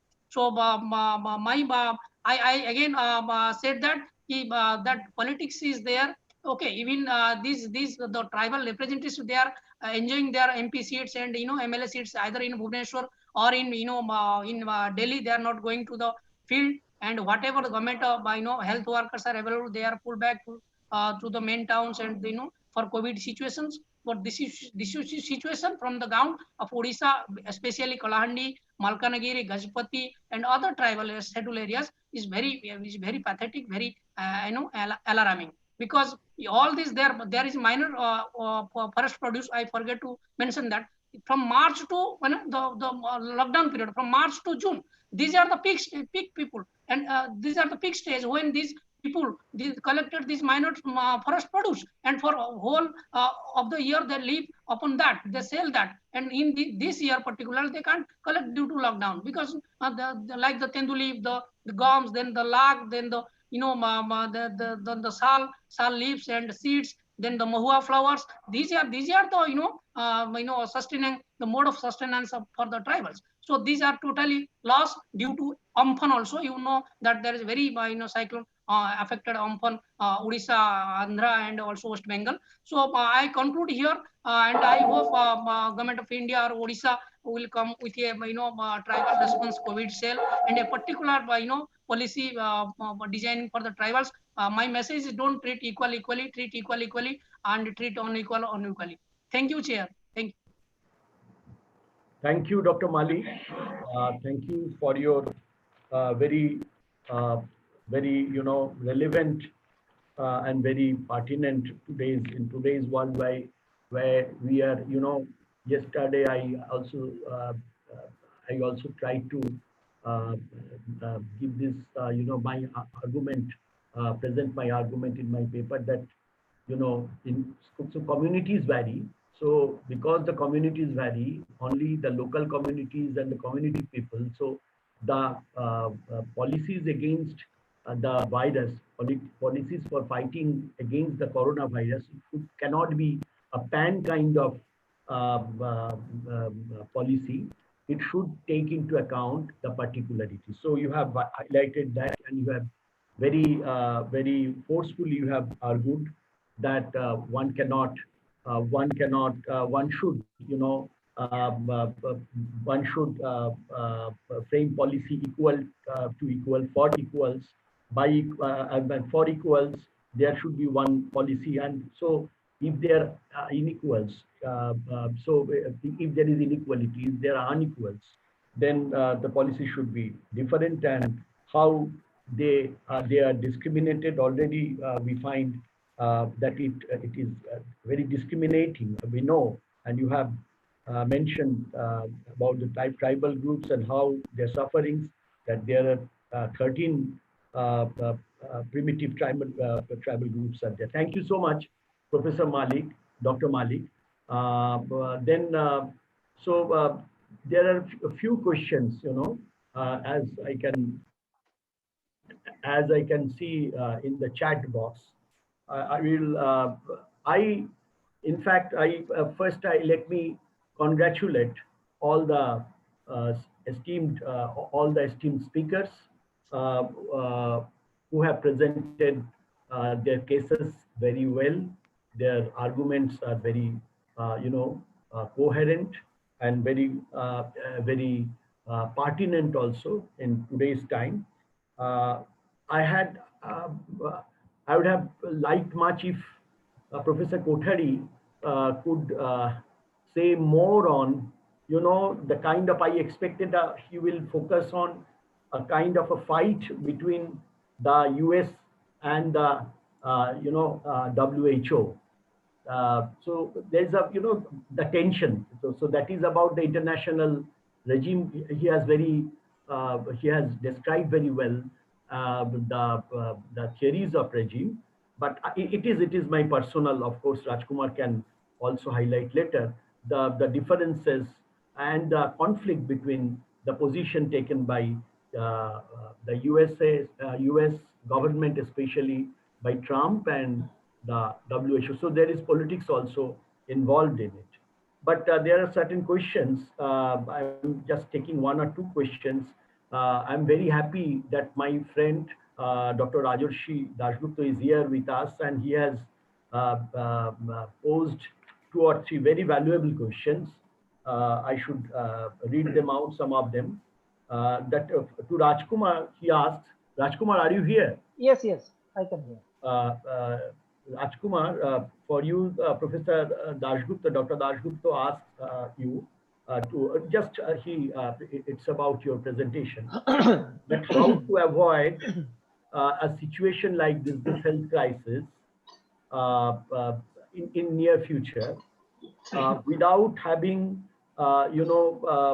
without having placed, without including, in fact, making health and healthcare as fundamental rights. If we do not take the healthcare measures, as fundamental, like something, health is not yet. He has highlighted this, need that health and healthcare is the issues of health and healthcare are still to be included as fundamental rights in Indian Constitution, and without public investment based on general taxation. How we are going to solve these questions, or at least nationally? And so we have to in fact reinvent or rethink our fight against not only this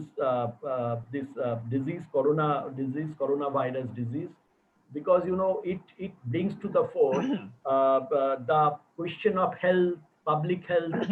Once again, it brings to the fore, so we have to address it. But that is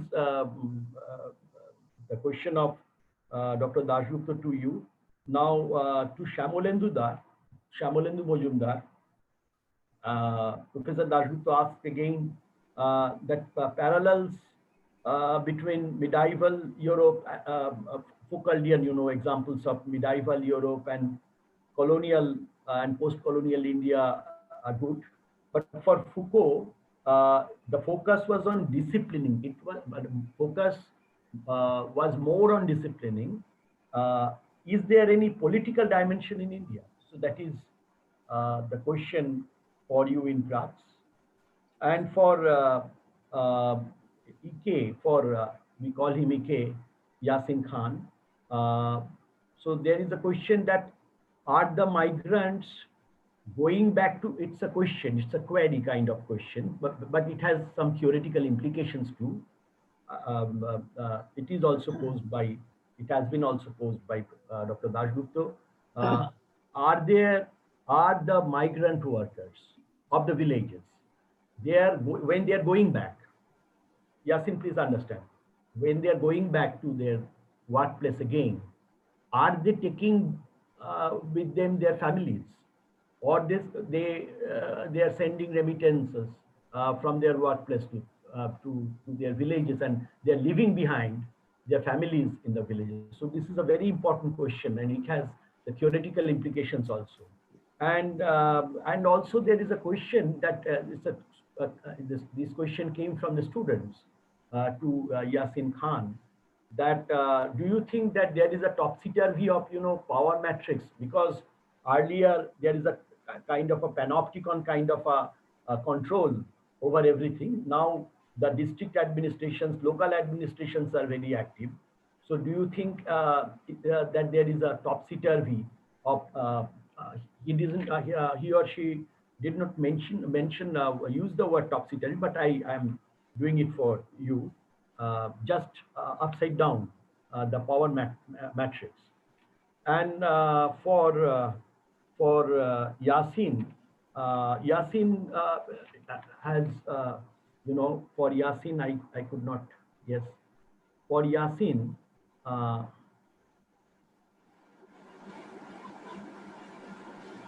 question for Yasin. Yes, the question I have posed only.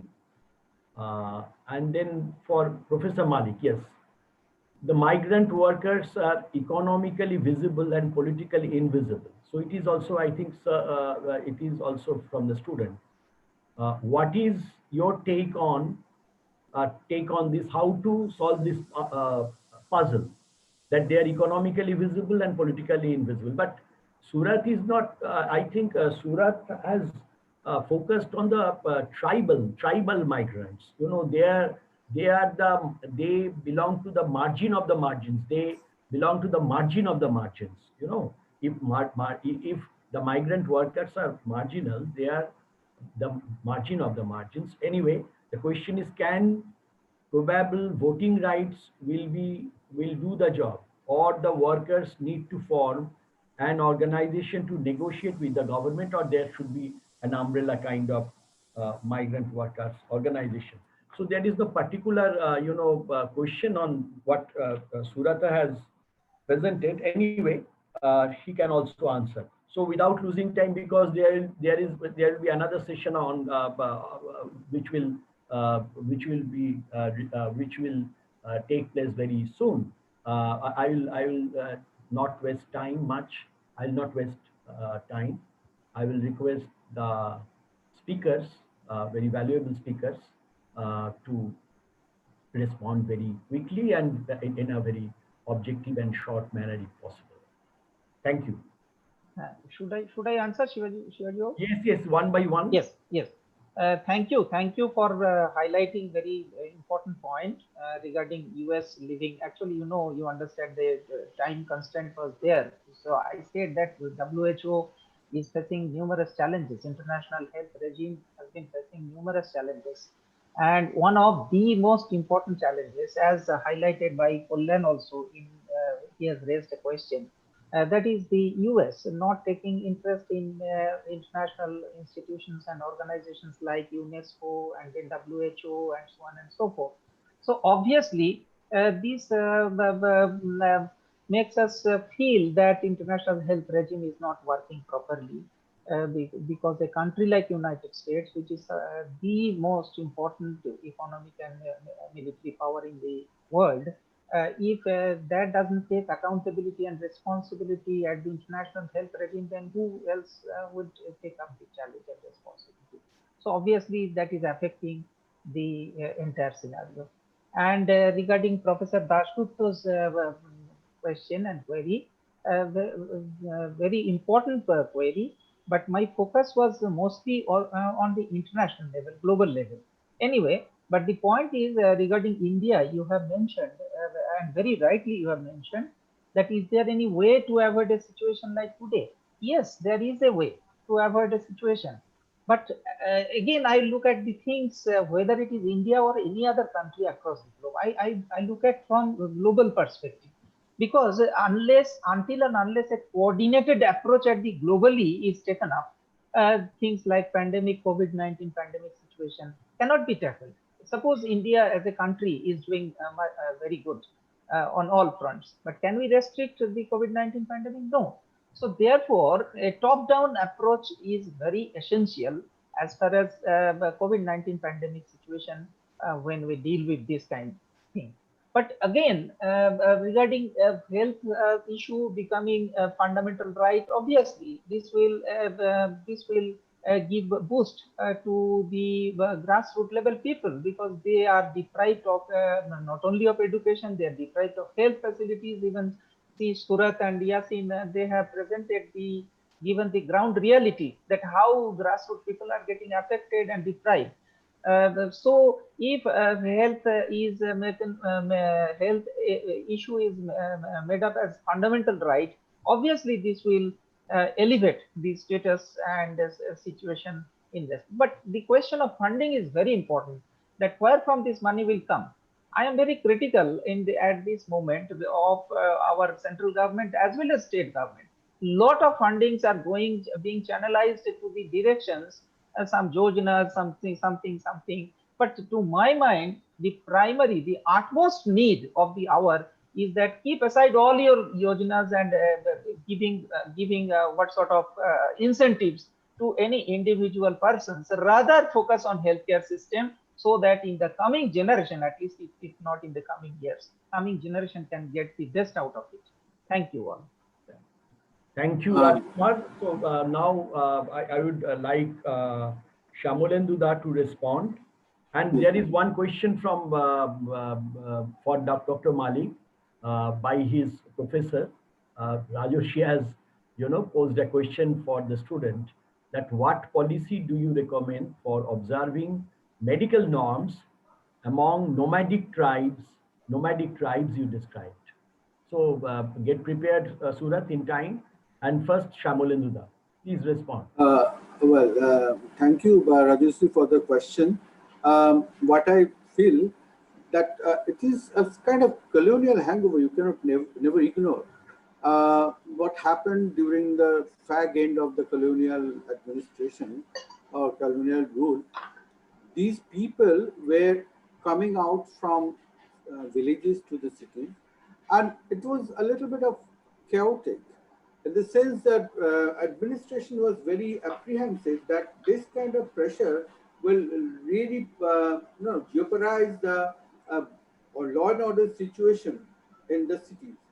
So with that in their mind, they didn't have any welfare objective, I believe.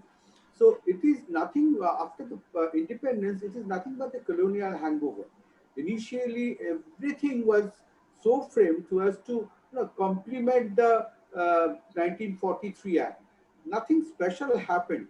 Even today, if you go through the Act, you'll find the very intention on the part of the state machinery to control, to keep the so-called undesirable element cornered and under state supervision, state surveillance. This is almost obvious. This is nothing but the old face of this new liberal rule. Okay, and actually, let me share my personal experience. This is a strange situation. I was brought up in an environment which was associated with the Controller of Vagrancy Office because incidentally, my father was the first Controller of Vagrancy. So I have seen how these people were rounded up till college days. I have seen how they were rounded up and how they are dragged in and they were put before the magistrates. The inquiries were conducted. After the inquiry was finished, they were thrown back into those homes. And these homes initially, or apparently, it looked that they were good rehabilitation centers. But really, it degenerated into almost, worthless asylums. That is absolutely visible in case of mentally ill or leper patient. People never recognize the fact in those days, the administration never recognized the fact there are two kinds of leprosy patients. Some are lepromatous and some are non-lepromatous.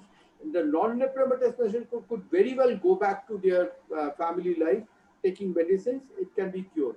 But the lepromatous cases were little difficult to handle, but there were designated doctors who were treating them. But somehow, in the in the analysis, we will find that basically the effort of the government was somehow to detain them, to keep them under control, to discipline them. That is where I find a stark similarity between the medieval Europe and present day India government and their policies. Thank you. Thank you, Shyamulendu. Thank you. And now, Yasin, your turn. Shyamulendu, you have spoken very well. We will talk later. Okay, now Yasin, Dr. Yasin Khan, would you please respond?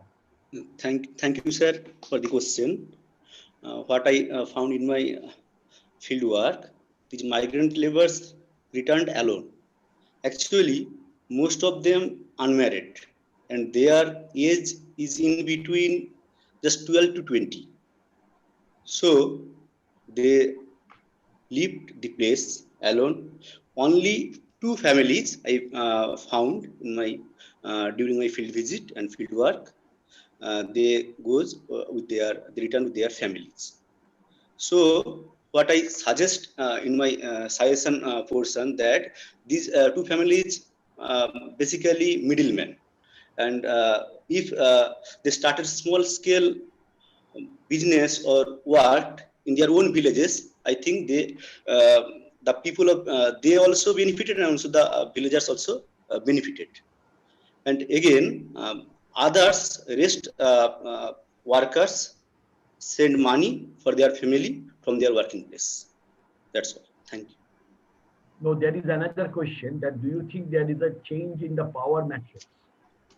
Power matrix, because power matrix is here, the student who has posed question, he used this term in Foucauldian term, that that power matrix from below, would you call it power from below?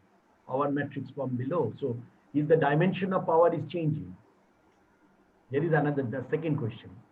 This is very interesting. The other question is also very interesting by Rajarshi, because whether they are taking their families or not, so that will indicate something else. And this question is also very interesting. I although think the Foucauldian reading that power will be very ubiquitous phenomenon. Well, your take, Yasin. Actually, sir, I don't explain this way from the power matrix viewpoint. I'm just conceptualize the idea of politics of new normal.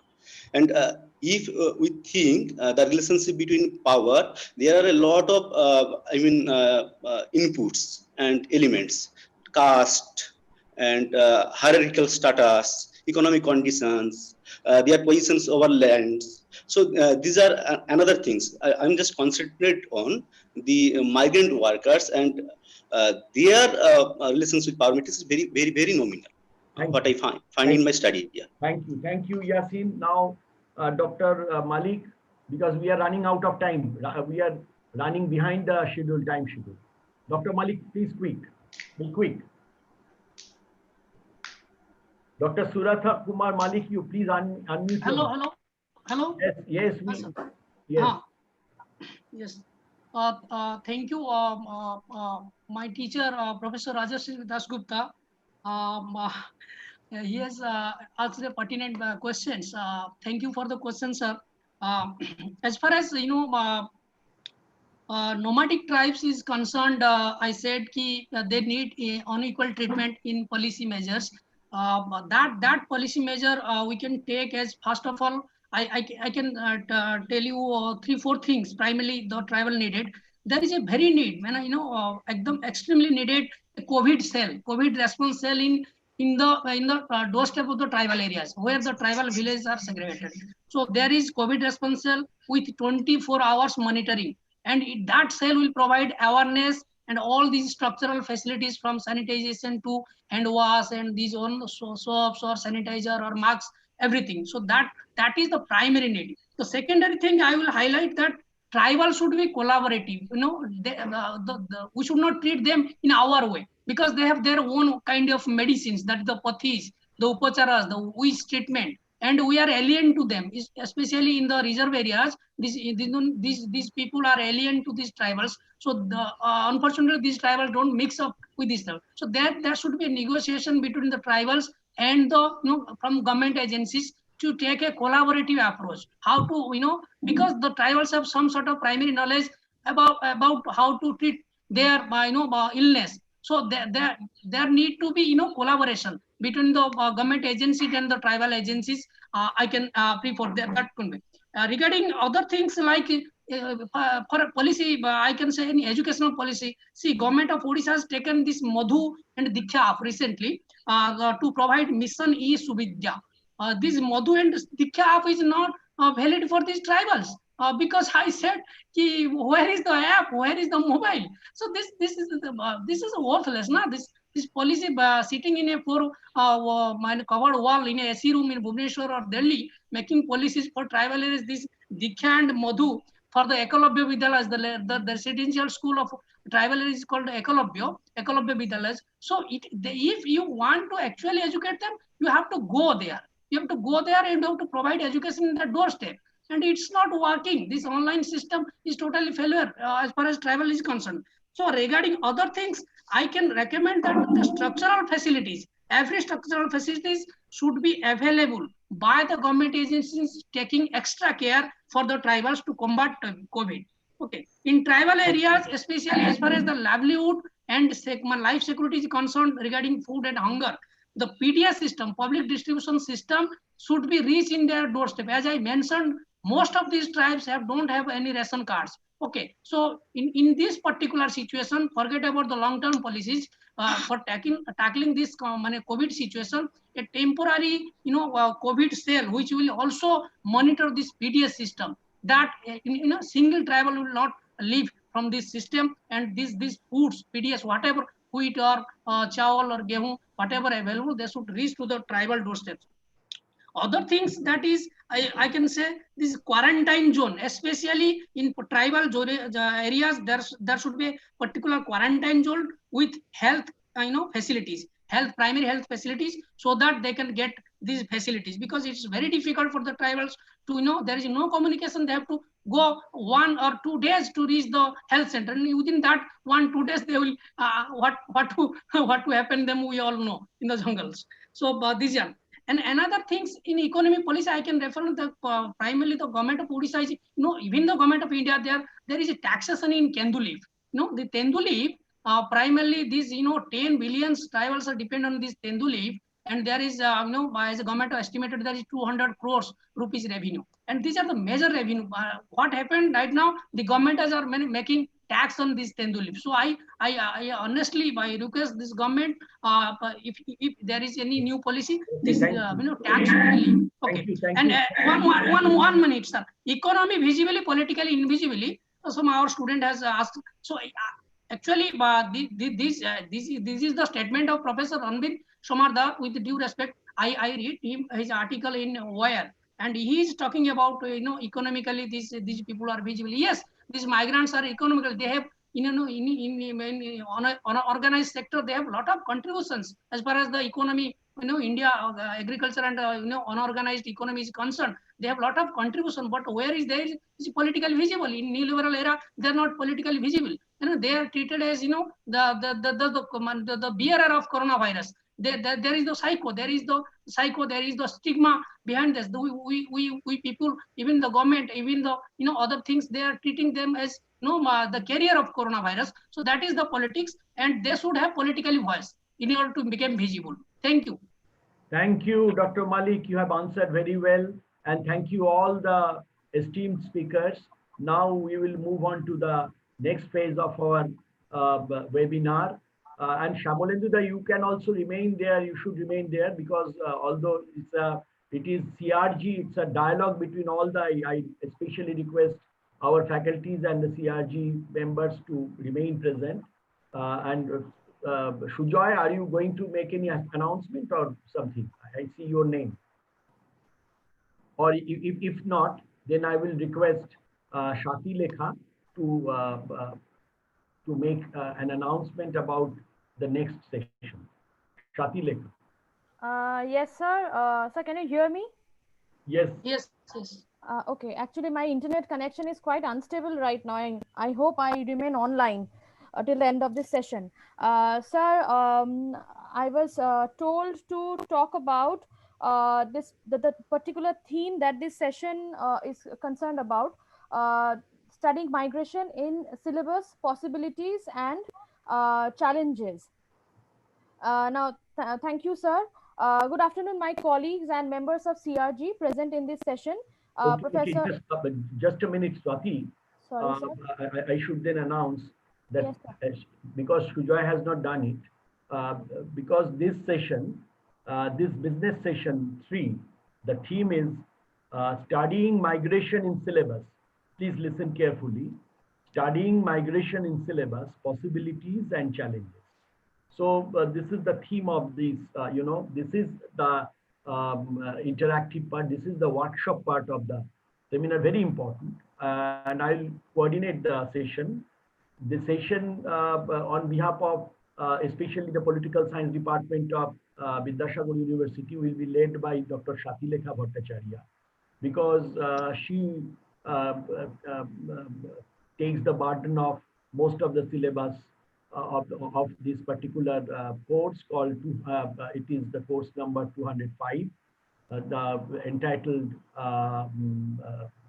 Modern State and its Challenges. And within this, we have, the issues like migration, refugee regime, UNHCR, internal displacement, climatic displacement, etc. So, I'm just allow me to say something on this. And from since 2018, 2 batches have passed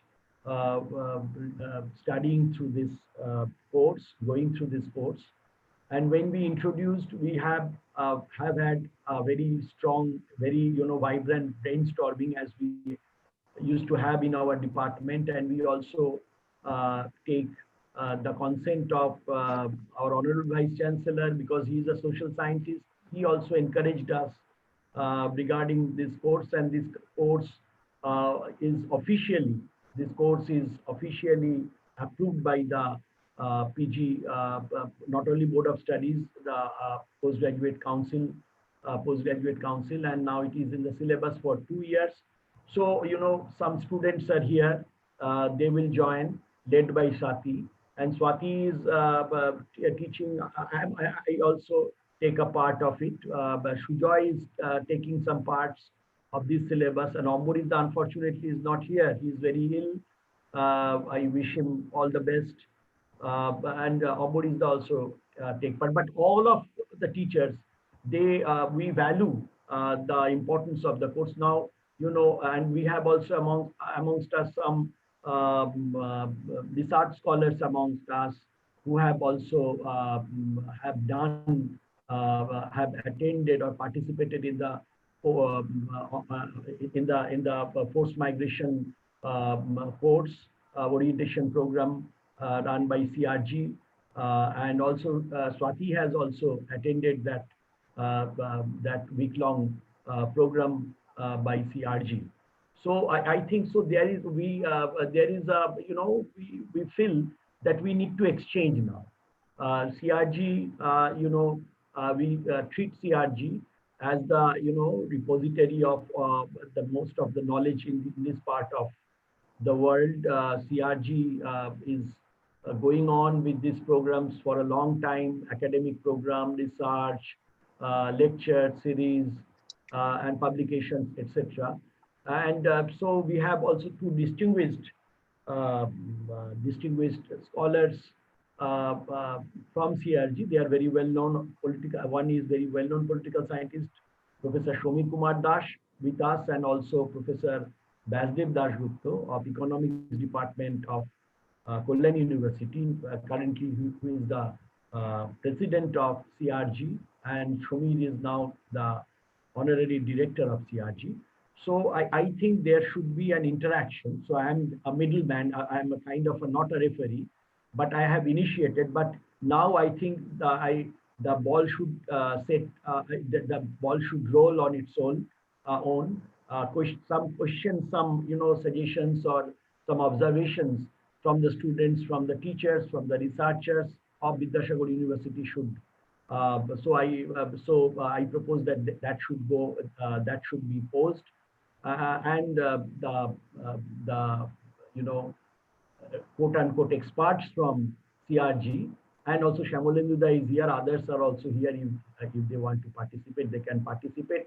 But this will not be conducted through chat box. The students or the faculties, one by one, they can pose questions or give their observations. Then the CRG experts will then respond, and they will then engage in the conversation with one another. Thank you. With these words, I leave it to Swati Lekha Bhattacharya. Thank you, sir. Good afternoon, my colleagues and members of CRG present in this session, Professor Shomir Kumar Das and Professor Dasgupta. To the attendees who don't know me, I am Dr. Swati Lekha Bhattacharya, Assistant Professor at the Department of Political Science, Vidyasagar University. Very briefly, I will go through the issues that we have sought to cover in this particular course, titled Modern State and its Contemporary Challenges. Before we started teaching this course from 2019 January, I attended CRG's research workshop and international conference on the state of the global protection system for refugees and migrants in November 2018. It addressed issues of protection for refugees and migrants, gender, race, religion, and other fault lines in the protection regime, neoliberalism and migrant labor, statelessness, borderlands, and the Indian and South Asian experiences in a global context. We try to incorporate these in this course apart from the other dichotomies that modern democracies forces us to engage with. I will summarize the constituent blocks that this course is conceptualized around. We look back at the major migration trends of the last decades. It gives us a scope to wonder what could be different had we been prepared. The last decade gave us the largest number of displaced people since the Second World War, a steadily rising death toll in the Mediterranean, populist politics that traded on fear of immigration, and new environmental factors driving people from their homes. With the clarity of hindsight, planning for these realities could have strengthened the well-being of the host communities, supported immigrants to move and prosper, and even saved lives. Over 65 million people are currently displaced. The majority, like about 54% or 35 million, come from Somalia, Afghanistan, and Syria. Their displacement will be long term. They are in need of the basics of survival, employment opportunities, services, and community. Planning for integration instead of displacement means a shift from building temporary solutions to permanent infrastructure. The second constituent of this particular course is discussing about tackling inequality in destination communities. Dissatisfaction at home and disillusionment with globalization is a driving political force behind the recent rejectionist movement in countries that have swung towards closed border nationalism. Inequality that builds a marginalized majority of native citizens boosts the power of anti immigration narratives. A third significant issue that this particular course talks about is about preparing cities for ecological migration. The changing climate is causing people to move in mass and sometimes in invisible numbers. Displacement caused by the slow onset effects of climate change is largely internal as well, but through its acceleration of drought, desertification, desalinization of groundwater and soil, and rising sea levels, climate change too can contribute to the displacement of people across international frontiers. City planners have not kept pace, and internal migrants, especially in the global south, are landing in slums and informal housing. In this regard, development induced displacement is also discussed in this particular course. Fourthly, and one of the most important constituent block of this course is the United Nations agency that helps refugees, which is known as the UNHCR, which emerged in the wake of World War II to help Europeans displaced by that conflict. In a world where nearly one person is forcibly displaced every 2 seconds as a result of conflict or persecution, the work of UNHCR is more important than ever before. All of these circumstances, conflict, natural disasters, and climate change, pose enormous challenges for the international humanitarian community. Few of the specific issues that we have included in the course are, I will just mention some of these. One is the globalization and the challenges to state sovereignty, identities and challenges to integrity of nation states, development and displacement, the key issues, internal displacement and the United Nations General Principles on Internally Displaced Persons or the IDPs, refugees, borders and forced migration, climatic displacements, global environment regimes, the refugee regime after Second World War, UNHCR, legal and implementing instruments, and state, media, and democracy. I would end this particular part by mentioning one prime difficulty or one of the challenges that I have encountered while teaching few parts of this course, and it relates to the history of our country. As the theme of this particular session is titled Studying and Challenges, I would like to highlight this particular part. It relates to, as I said, the history of our country. India's partition in 1947 witnessed one of the most historic and painful population exchanges in the world. Millions of people displaced from Pakistan found themselves in numerous refugee camps set up in Delhi, Punjab, and Bengal, uncertain of their future and prospects in a newly created nation which was now their home. The subsequent generations who were born, settled, and now know this country as home have so little consciousness and ideas about this painful part of history, which resulted in inconceivable human miseries. Issues and events such as partition, migration, and refugee crisis resulting from it, incidents of displacement and debates around the United Nations 1951 Refugee Convention and the 1967 Protocol are very much part of the genesis and evolution of our country. However, we have seen in course of my teaching this particular course to our students that these are not made part of the curriculum that is taught to the students at graduation level in many of the universities. A minimal and preliminary idea regarding these issues and concepts, if given to the pupils at educational stages prior to post-graduation, and not only to students opting for social science, would make it more plausible for students to seek more knowledge about these at later stages like the post-graduation and beyond. With this, I end my part. And thank you. I now invite Dr. Sujoy Ghosh, head of the Department of the Political Science of our university, to share his opinion with us. Sujada, over Thank, to you. thank you. Yes, thank you, Shatilekha. Thank you, the Vidyasagar University. Thank you, CRG, and thank you, the Department of Political Science. Yes, as Shatilekha has identified in detail, and she mentioned in detail, that we have initiated a course, Modern State and its Contemporary Challenges, and there we have extensively discussed with the development, displacement, key issues, nation state, refugees, borders, and forced migration. And I may I may tell you that these issues have been immensely popular with the students, and it has become so popular that many students, the first batch is now on their last exam. They are extremely excited over the issue, and I am also privileged to offer one. No, I won't say course. I am to offer one topic in that course, that is state, media, and democracy. In today's world, media is part of our life, and state, it requires no further explanation. But now they intermingle with democracy, and that media is called as the fourth pillar of democracy, is a wisdom as old as democracy. But at the same time, the liberal democratic promise of media is often compromised with. That is another issue. But the idea of media, it has mushroomed manifold, particularly with the emergence of social media.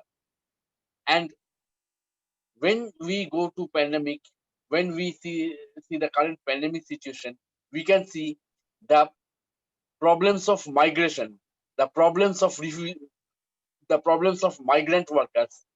It has been highlighted again and again.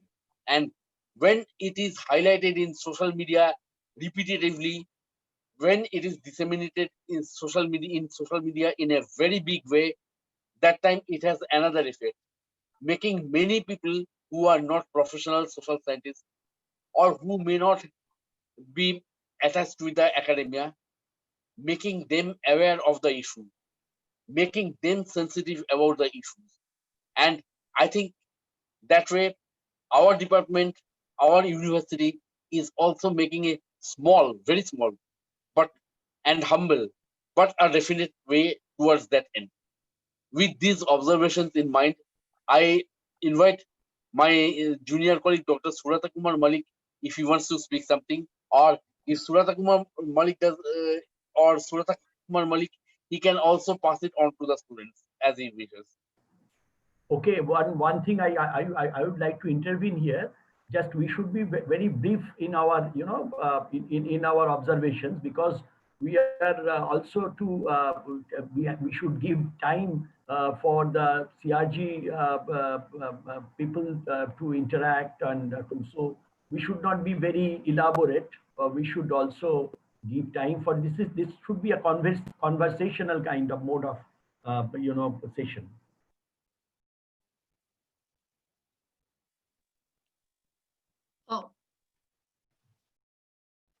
Actually, as Dr. Sujay Ghosh, HOD, has declared my name, I have nothing to say. Just we have introduced with the inspiration of Professor Shivaji Pratim Bosu, who is academically vibrant in our campus and also in CRG. And we have introduced this course, and we find very successful that this course is going to a very successful course. In fact, of its practicality and theoretical implications. So we have two ways passed with this course, and their responses we want to learn from them. What is the benefit of this course? What should we can do further as far as the syllabus is concerned? So I think with this, I request all of them, and also to the interactive group and CRG and our view teachers, to make it a very good interactive session. Thank you.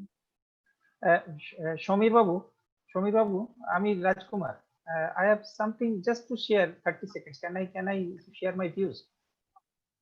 Yes, you may, please. Yes. Oh, Shivaji Babu is there.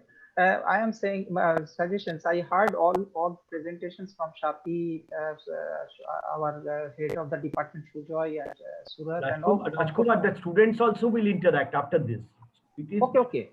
No, my suggestion is that only very simple suggestion. That is that already in collaboration with CRG, we are holding international seminars, webinar, conferences. Time has come for us to take this collaborative program to a new level. New level, what I mean is that in collaboration with CRG, further research and teaching in the field of this particularly migration studies and the course and syllabus we have introduced. So this today valedictory session, perhaps on behalf of CRG, if Shomir Babu agrees, and if our Honorable Vice Chancellor agrees, then something when the university starts functioning on physical mode, we can think of this kind of program on this line. Thank you, Rajkumar. Thank you so much. So.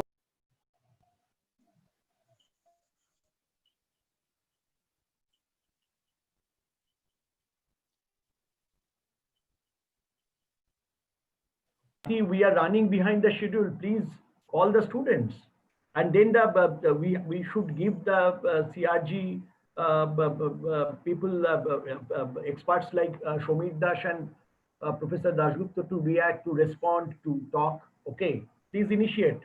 Be fast.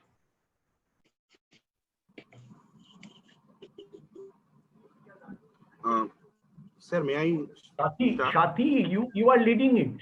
So you are not leading it. You should lead it. I have asked you to lead. Okay. Then I am asking. I will ask the students. You have planned it. Who will lead from among the students? Shanti? Sir, me, Shanti, sir. Yes. Please go on. Don't waste time. Okay, sir. First of all, I want to thank our department and CRG for giving us the opportunity to learn from the esteemed scholars of post-migration studies. And I also thank them for offering us the opportunity to share our humble views on the syllabus. I have jotted down some of our humble observation and queries that I am going to share with the eminent scholars for their kind comments. Sir, we came to know that border studies is increasingly being recognized in the study of forced migration. Border studies as an independent discipline provide us an alternative imagination of territorial border. After came in touch with the CRG's work, so we came to know that in the wake of contemporary trans-border massive flows that are prompted by historical and social affinities, geographical contiguity, and economic imperative, the traditional conception of border undergone a fundamental change. The 1953 convention relating to the status of refugees also paid attention to this factor. So therefore, with our little knowledge in this field, we can understand that the study of forced migration will remain incomplete if we do not study the borders. In the context of South Asia, the reimagination of borders incepted with the publication of Professor Ranavir Samardar's The Marginal Nation, Transborder Migration from Bangladesh to West Bengal in 1999. When he yawned beyond the security and immutable border argument and problematized the border by speaking of the flows between across the border. Also in his Politics of Dialogue, looking under the geopolitical history of war and peace in 2004, he discussed the creation and impact of borders and the pervasive tension between the new nations in the context of South Asia. Samarddar questions the ideas of nation state and national security in present-day South Asia, which he found very interesting and novel. Novel in the sense that since our undergraduate, we barely studied borders. A bit of we did is only from the point of view of the discipline of political science or international relations that primarily lay emphasis on the conflicts between the rival armies like that of currently happening in Galwan Valley. But the population flows across the borders and the life on the borders always remain unattended in our syllabus. At present, the issues of space, border, and statelessness occupies a central position in the study of international politics, which we hardly want to undertake. During last 2 years, CRG, as Sati ma'am already has mentioned it, that CRG has been providing us the opportunity to take part in the international annual winter workshop on forced migration studies, from which we learned a lot. We are introduced to the works of eminent scholars like William Van Sandel, Brett Nielsen, and most importantly, his recent work on border as method and multiplication lever, and Professor Paula Banerjee's work on border histories, existences, gender and beyond, where she stressed on the condition of migrant women peace campaigners, and victims of human trafficking and mobile diseases. However, sir, due to our naivete in this particular field of study, several times we stumble in reading the seminal theoretical texts like that of Etienne Balibar's Europe as Borderland. Sir, we want to request you kindly throw some light on the differences between border and borderlands. Actually, what makes the borders the borderlands? And will you kindly say a few words on how after the invention of the modern state, the frontier regions, once governed by the custom and culture, brought under the rule of law from the above. Sir, we also want to understand, in case of writing a paper, what methodology should we follow to explore the political conditions that have made the borders problematic in post-colonial South Asia, and how these borders have become the regions of extreme control and violence. Sir, this is a humble request from all the students that although we are currently studying the borders as a subtopic in the paper titled Modern State and its Contemporary Challenges, but can we have a separate paper in our syllabus on border studies that will incorporate both theoretical text and area studies like the issues of US-Mexico borders, South Asian borders, and borders of Europe and elsewhere? Sir, also many students in our department have begun to show interest in pursuing a course offered by European Master in Migration and Intercultural Relations, EMIR. Sir, we need your kind guidance in that. Sir, these are some of my humble observations and queries. Thank you, sir. Thank you, Shanti. Thank you so much for your very pointed and very deep kind of observations. Now, are there any more? Yes. Yes, please, Shati, you take the Yes, sir. Yes, sir. Yes, sir. Yes, sir. take the mantle and but give the distinguished also persons from CRG some time, and also we should also try to understand the political economy of migration, because Professor Dasgupta is here. Please. Yes, sir. Yes, sir. Nobunil, are you there? Nobunil there? Yes, ma'am. Yes, Yes. Can you please share your opinion with Very the briefly, very panelists? briefly. Very briefly. Yes, ma'am. Yes, ma'am. Thank you and good afternoon, everyone. Due to the shortage of time, I'll just jump to the main question. So first of all, I would like to briefly, I cannot hear you. I cannot hear you. আমি শুনতে পাচ্ছি না তোমাকে. Excuse me. Am I audible? Am I audible, yes, sir? audible. Yes, you're Yes, audible. now you are audible. Put your mic beside your mouth, so that Yes, we can hear you. Yes. Yes, sir.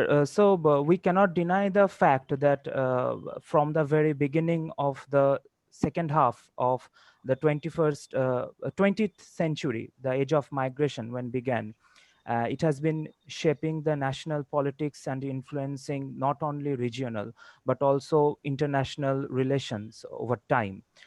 It also has multidimensional impacts, and migration and refugee crisis have changed socio-economical aspects of countries, and more importantly, in particular case, it changes society's cultural values fundamentally.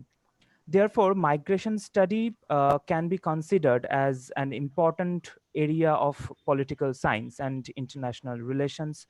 But nowadays, national politics, climate change, social outlook, and of course, the pandemic and many other factors have changed the way we have been looking at this particular problem so far. And that is why maybe it is high time to incorporate the topic of migration and refugee study in the undergraduate discipline of political science as a compulsory topic. and it can be studied from some area study based approach.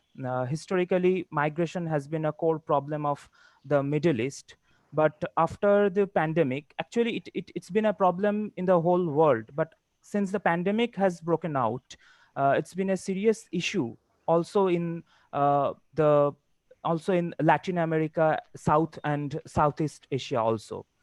So would it be a plausible idea to study migration from these perspectives? And therefore, I would conclude by recommending the study of migration in the fields the field of migration, that the area study. Okay, thank you, Navonil. The next okay, one. okay. Please, Thank you, sir. you have made your point. Then the next Yes, person. sir. Next is Sanika Banerjee. Are you there? Yes, ma'am, I'm here. Sanika has attended the course. Yes, sir. The 4th annual orientation workshop, sir.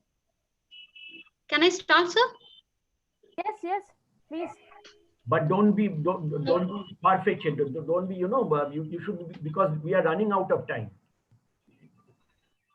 Okay, sir. Well, we all know migration is one of the most important and pressing global issue of our time. The genetic and paleontological record of human migration is at least 60,000 years old, but 21st century has new patterns of migration, starting from rural villages to cities, from region to region, that are worldwide. Basically, studying about migration as an ongoing theme in human condition provides a lens to explore our past and ask new questions. And for studying migration, it is important to find some answers of some of the questions, like what are the pull factors that influence the people to migrate, to what extent were the choices forced upon people due to the conflict, war, or economic exploitation. Now our Department of Political Science has already introduced a specific course on migration in the syllabus of post graduation. But when we were pursuing our masters, there were no such course there. I had an opportunity to attend the 4th annual research orientation workshop on global protection of migrants and refugees, organized by Calcutta Research Group and Rosa Luxemburg Stiftung. And I have learned a lot from there, whether it's about global protection regime for refugees and migrants, and other and borderlands and migrant labor, statelessness, and other things. And this particular research orientation workshop really helped me in my research, because my research is on women in Bengal Bangladesh borderland, and the orientation workshop really helped me in understanding the border regimes, the politics related to border, and the vital role of gender, race, and ethnicity in the protection regime. So I think it is now the time we put more importance on migrant studies and consider it as a serious manner. Thank you, sir. We have 2 more scholars. Yes, sir. We have 2 more scholars. So do we have time to accommodate 2 more scholars? No, one, just one question. Just one. Okay. Very specific. Okay, sir. Okay. Amit Lugun, are you there? Yes, ma'am, I'm present. Yes, please. Can you please share your opinion? Very briefly. Only question. Don't go for a very long introduction. Yes, sir, I will complete it within 2 minutes. So my name is Amit. I'm a research scholar, Department of Political Science, Vidyasagar University.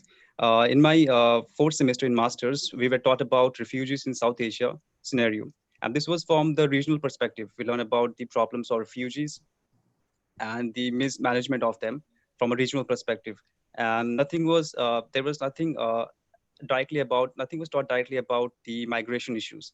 So from my perspective, I will say that the role of government and the civil society organizations, and whether proper policies are being created for the migrant persons to deal with the unprecedented events like the recently that had happened, should be included in the syllabus, so that it will sensitize the students and will make them understand the real problems of the migrant workers and other associated person.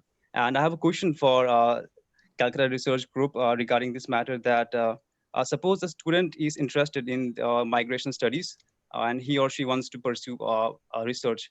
So, sir, what would you suggest? How should he or she begin? Thank you very much. Thank you, Amit. The next one. Ria, are you there? Yes, ma'am, I'm here. Yes, please, can you please share your opinion with us very briefly? Yes, I'm a student at the Department of Political Science, 4th semester. So why I think migration studies was important, because we often see pop-up ads and news articles on internet saying this many children died there, this many people fled from this place, but we don't know as to how to differentiate between them. Some are migrants, some can be a refugee, some can be an asylum seeker, while some can be internally displaced people. So with this syllabus included in our with the migration studies included in our syllabus, I learned that to differentiate between an asylum seeker, a refugee, a stateless person, and that is all. Thank you, ma'am. Thank you, Ria. Ria is there. The Ria and her friends are the first batch who completed the course, and they got to know about something, at least some basics of the forced migration studies. And so I thank you all. These Professor Dash, Professor. Okay. Surat has something to say. Do you have something to say? Just 1 second, sir. Just 1 second. Yes, please. With your kind permission, sir, as I have engaged with these tribals, and I see in my primary experience there is a lot of migrations from, especially the district I have mentioned in my paper, the KBK district of Odisha. So I think there is a when we are treating migration as a concept. So in particular tribal areas, there is various regions, specific regions, and the nature of, as far as the nature of migration is concerned, the push and pull factors and other forced migrations. So with this view, can we introduce a special optional paper with the help of CRG as far as the tribal region of India is concerned? Thank you, sir. Thank you so much. Thank you so much. Now it is time for the distinguished persons from Calcutta Research Group, especially Professor Dash and Professor Dash Gupta, to respond, to engage in their suggestions. We want to learn from them, listen from them. And if anybody also, other person, Shamulendu is here, and other persons, if any other knowledgeable person from Calcutta Research Group is here, they can also respond. But first, we want to hear or learn from Professor Dash, then Professor Dash. Thank you so much. Thank you, Shivaji, and thanks particularly to the colleagues of the Department of Political Science, Vidyasagar University. I know all of you personally, but we are meeting here virtually. Hope that we will soon have an occasion to meet in person. First of all, let me begin with a sense of unease. The sense of unease precisely because you know that we are not, I don't qualify as an expert. We are all peers. We are here to sort of shuffle our thoughts, toss around our uncut, unrefined ideas, and would try desperately if we can, for example, reach some common conclusions at some point of time. So this is my first sense of discomfiture that I want to share with you, that I am no expert in the field. The second is that I was just counting from some of the presentations that how many varieties of studies are you talking about? You talk about migration studies, you talk about refugee studies, you talk about area studies, you talk about border studies, you talk about whatnot. Now, you know that I am a very traditional kind of person. I do not think that this disaggregation of knowledge or compartmentalization of knowledge will do any good to us. I would rather always suggest, and this is for your consideration that whatever studies you talk about, whether it is border studies or migration studies or refugee studies, it should be an inseparable part of social science. And if that organic connection of these studies with social science knowledge is severed or snapped, then obviously it precisely will mark a crisis, will characterize, will lead to, will trigger a crisis of knowledge. I give you an example. The example that comes to my mind is that there is a conscious attempt at pushing migration studies into two very technical areas. One is, for instance, statistics. So in the name of migration studies, a lot of statistical calculations, modeling are being done. And two of the institutes of India, and let me name them, they're doing it.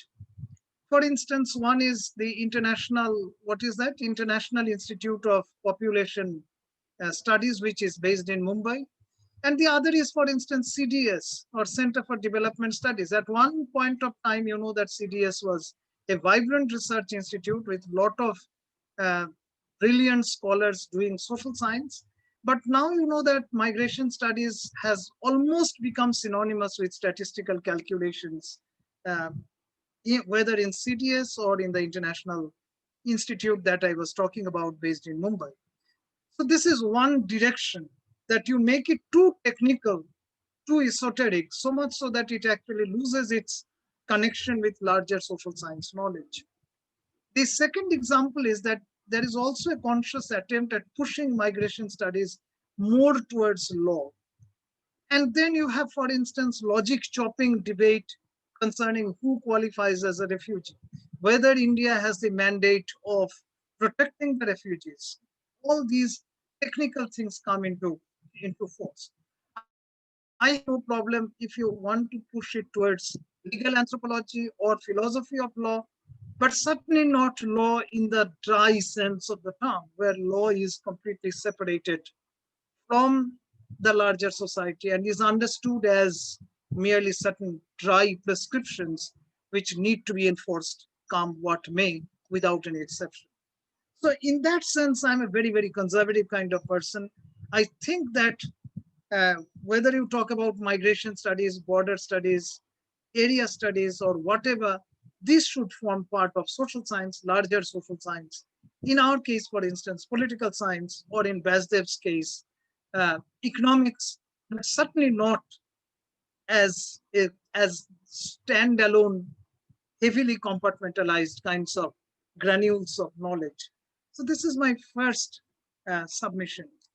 The second is that, look, I am delighted to note that you are teaching a lot which has to do with migration, forced migration studies. In fact, probably Vidyasagar University, to my knowledge, is perhaps the leading university in the field of migration studies in that sense, in the sense of incorporating migration studies as an integral part of your political science syllabus. Probably the only university which is quite generous about the inclusion of migration studies in the context of West Bengal is Presidency University. I was part of the committee which framed their syllabus, the postgraduate syllabus, and I framed a part of the syllabus which was exclusively dealing with migration studies, and part of the legal connotations of migration come under the course which is titled Global Governance. So in that sense, I'm very delighted to know and delighted to see that Vidyasagar University has taken a leading role insofar as migration studies is concerned, thanks to my dear colleagues who are teaching the course or who are advising on it. And thanks also particularly to the Honorable Vice Chancellor, because it's out of his generosity that such things can happen. Coming to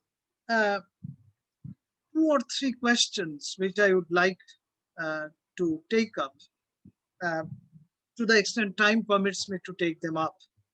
First of all is this, that how can the collaboration be strengthened? Probably this was Rajkumar's question between Vidyasagar University and Calcutta Research Group. Now, many of you, some of the students included, have taken part in many of CRG's programs. But these are basically individual initiatives. We would actually be very delighted if, for example, we can frame up a research agenda. We can even identify certain common areas of teaching where, for instance, now that you know that online teaching has become part of our living reality, so we can actually conduct online classes, online courses, online student seminars, and not just CRG will serve as a supplier of expertise, if I can put it in a rather ugly manner.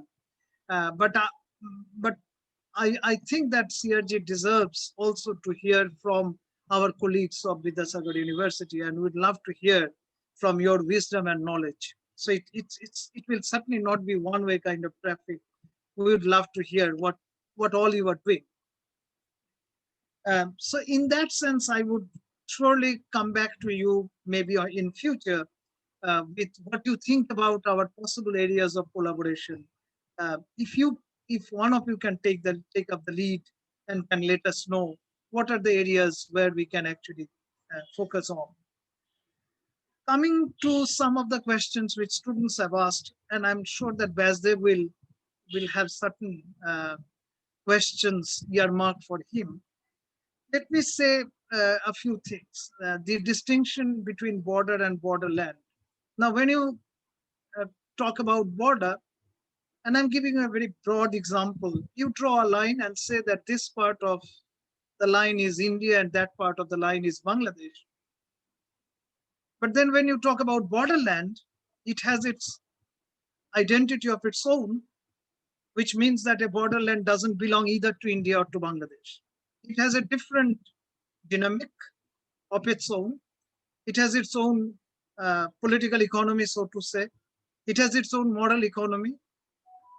And I can give you a number of examples which come to my mind. Now, when, for instance, some of the state forces are seen to be engaged in, let's say, smuggling of cows, and the money which is minted from out of it is siphoned back into terror funding, then obviously you see some sort of a nexus being established between the state and the band of terrorists that is doing harm to the national interest of the country. But there is a nexus which has come about. And how can you understand, decipher this nexus until and unless you think of it as borderland, which is neither India nor Bangladesh, but has its own existence of its own.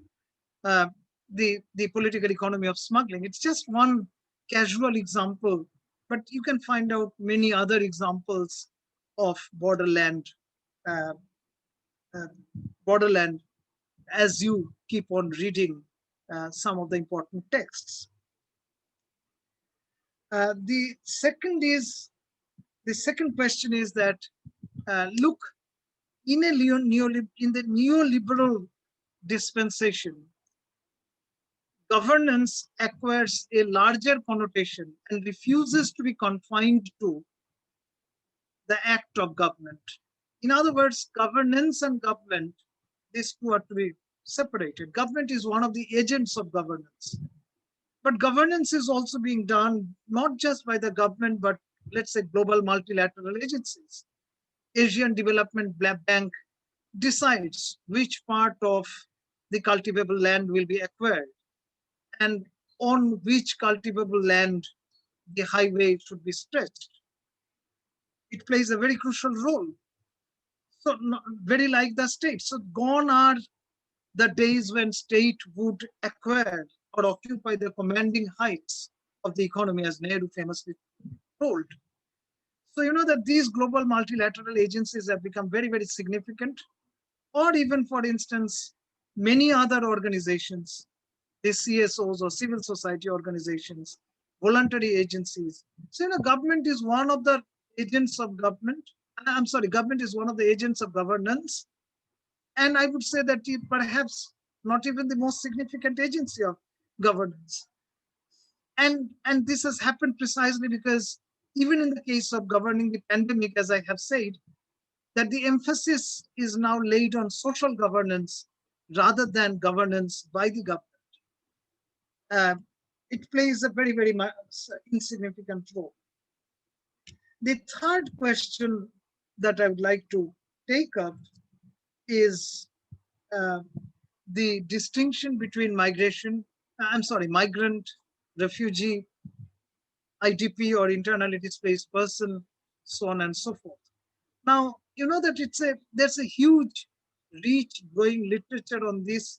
Some of us have written on it. One of our writings, which was a jointly authored paper, which came out in Refugee Watch, Refugee Survey Quarterly, which comes out from Oxford University, Elizabeth House.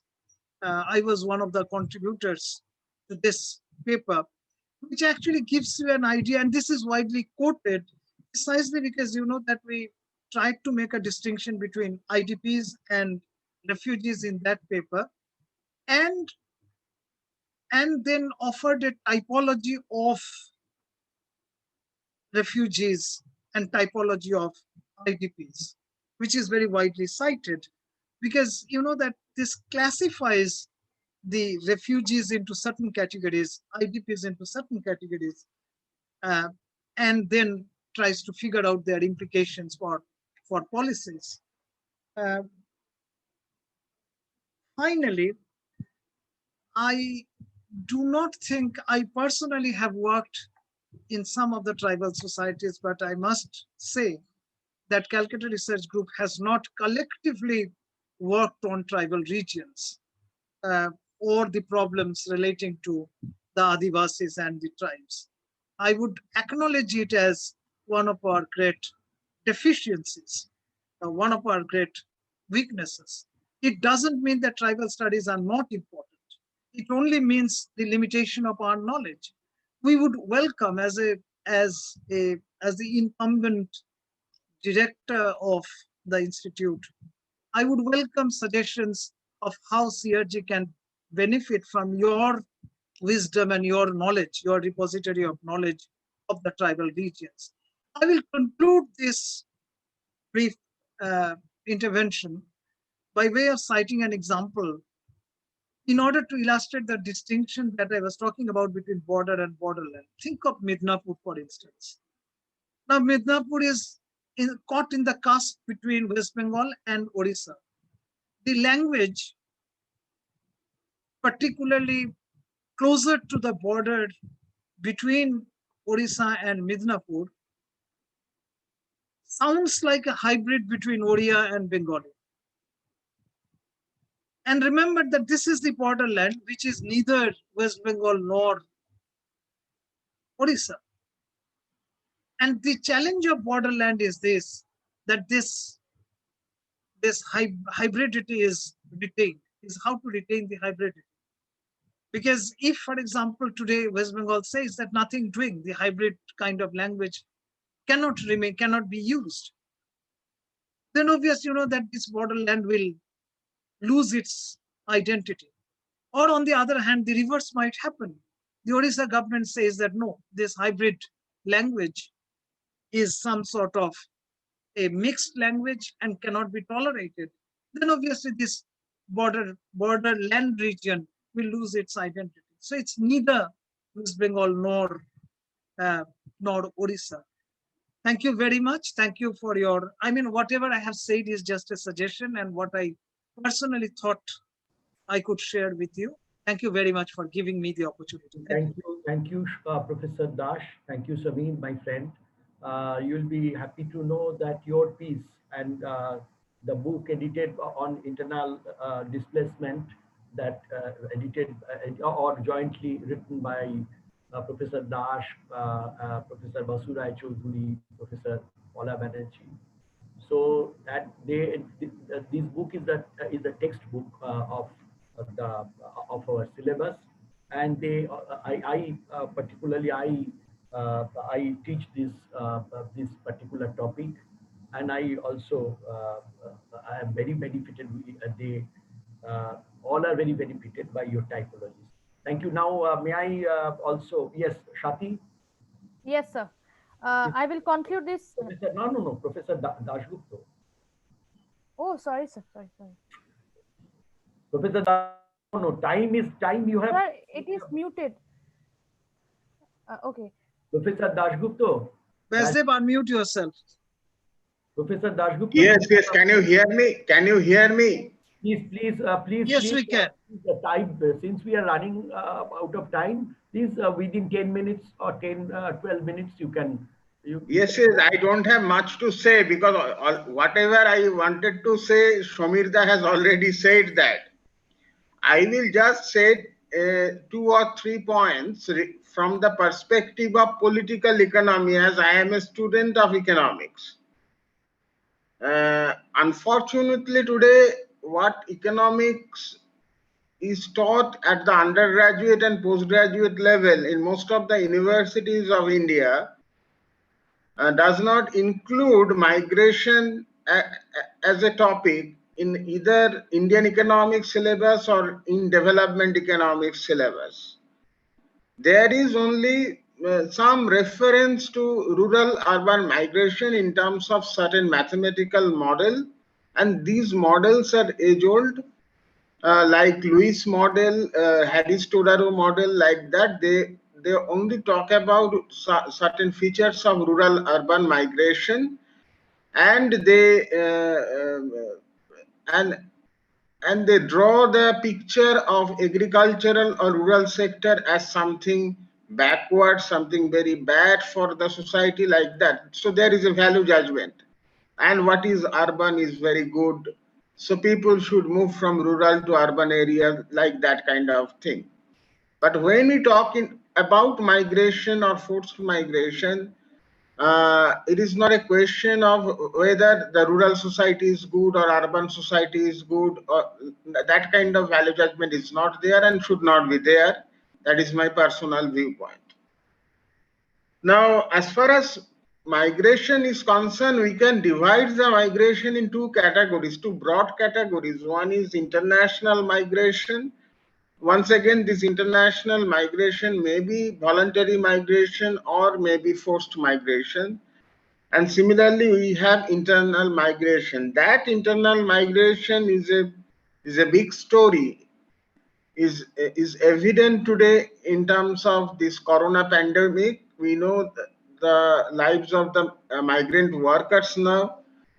And if we take the statistics of interstate migrants in India, it is not less than 20 crores, the number of migrant workers in India. In a country of 140 crores of people, we have 20 crores of migrant workers.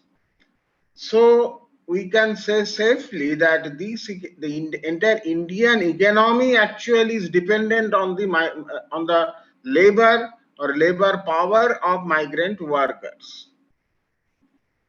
Now, if we envisage migration from political economic perspective, the first question that arises that what are the reasons for migration? We should be absolutely clear about this. And in the syllabus, at least these things should be taught, and which have been referred already by my dear colleagues in Vidyasagar University.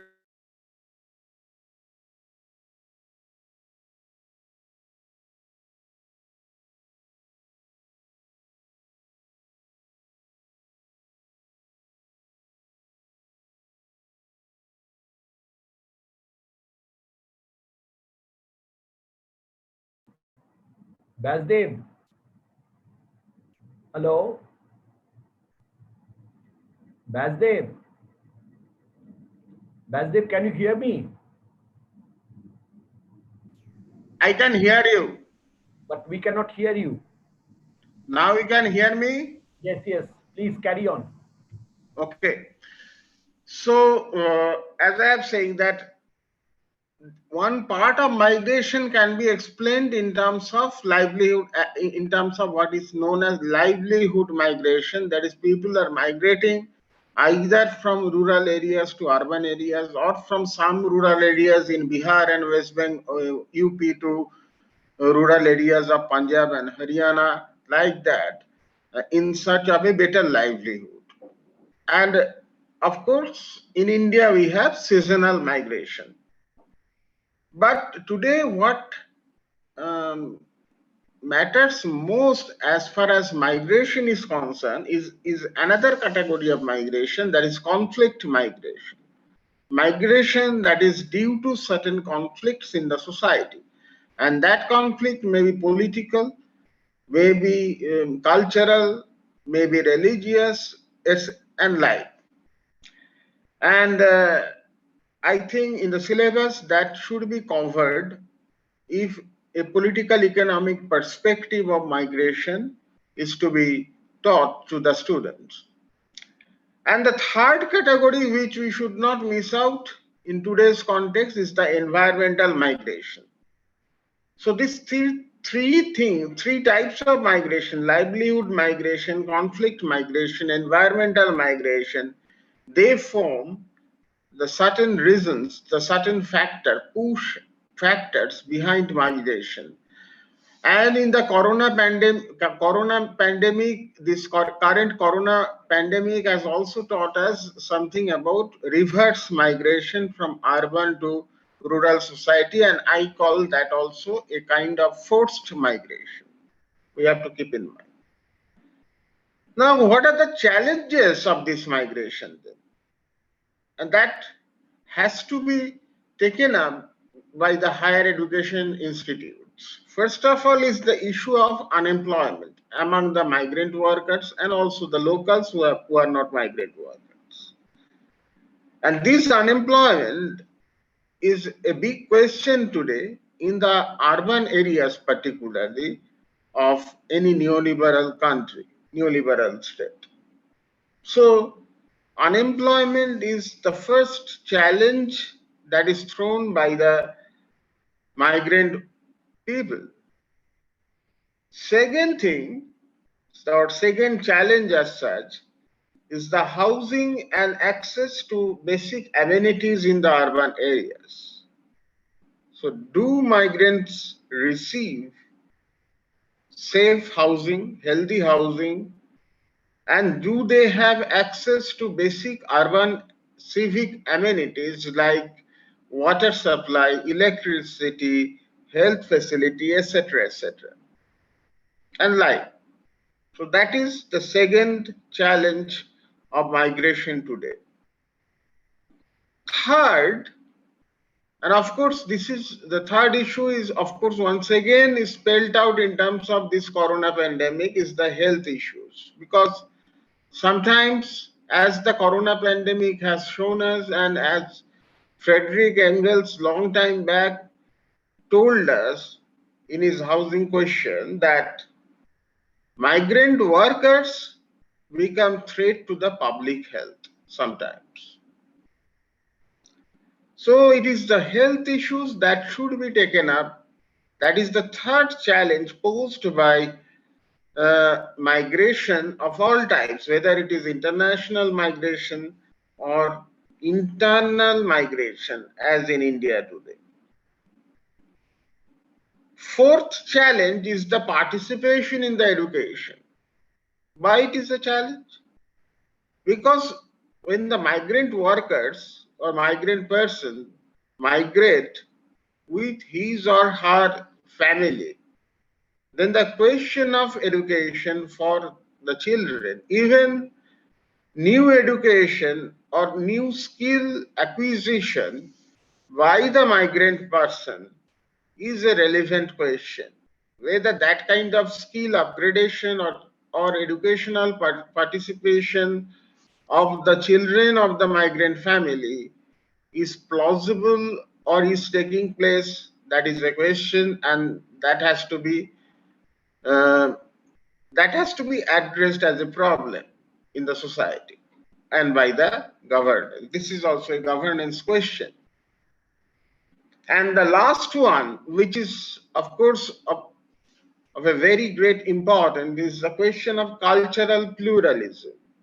Because when there is enormous migration to cities and urban areas of a country, the cultural milieu of the society change, and that change occurs, or that change gives way to what we call cultural pluralism. Are we ready to accept that cultural pluralism? That's a big question today in India. So these are some of the challenges we should keep in mind as far as migration and forced migration are concerned. I'm not going into details about borderlands and refugees because already Shomita and the other my other colleagues have talked about it. So this is today we have enormous literature available on these issues as far as migration and forced migration is concerned. We can consult the renowned international reports like UN report on international, which is known as International Migration Report and like. So this is all. If there is any question regarding the political economic perspective of migration, I am ready to answer those questions. Thank you, Shivajita, and thank you all. Thank you, Basdev, for your very elucidate and very lucid kind of elucidation, and that kind of presentation, that kind of your views. Do you have any? If you have heard Professor Dash, you have also heard Professor Dashgupta. Do you have any? If you have any one or two questions, please do it, because within 3 minutes I will wrap up. I will ask Shati to wrap up. I think Shati is to wrap up the. Yes, sir. Yes, Shati to wrap up.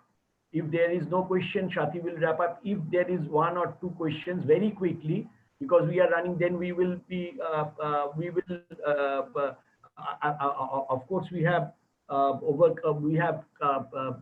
come more than come over, the stipulated time, 15 minutes. So we can give 15 minutes. Then we'll have 45 minutes for lunch and etc. If you have very brief question, then you can ask. Otherwise, I will request Shati to wrap up the session. So shall I wrap up or shall I wait 1 minute? Yes, I think there is no other question, because very aptly the distinguished persons, I will not call them experts. They, my friend Shomir has refused to call him to turn him as an expert. I think he's an expert, okay, but that is my personal opinion. It should be, I believe, and the process has started. It should be a two-way traffic. We are not only the recipients. We have. I congratulate my colleagues. The senior colleague, one of my senior colleague, Rajkumar, is here, and Shujoy, Shati, Yasin, then Suratha, all also who is not here now, Morizda, for planning this whole thing like this, and especially my thanks to Shati and the students who have asked questions. So I think this ball will roll, and the ball has started to roll. It will roll, and this will ultimately Vidyasagar University can show, other universities that we can be a premier, university in West Bengal, at least, to where this kind of researches can go on with collaboration of CRG, not only with CRG and other institutions, other research organizations also, but CRG is there to help you. Thank you. Thank you all. So I now request Shati to formally wrap up the session. We will, and you also announce, Shati, when we are going to meet. Yes, sir. Yes, sir. I conclude this session by thanking the panelists of this session, Professor Samir Kumar Das and Professor Basdev Dasgupta, and my colleagues from the Department of Political Science, Vidyasagar University. We will now be going for a break. We are actually running behind time, so I think we will be meeting at 3:30, which is exactly 45 minutes from now, for the next part of the business session 3.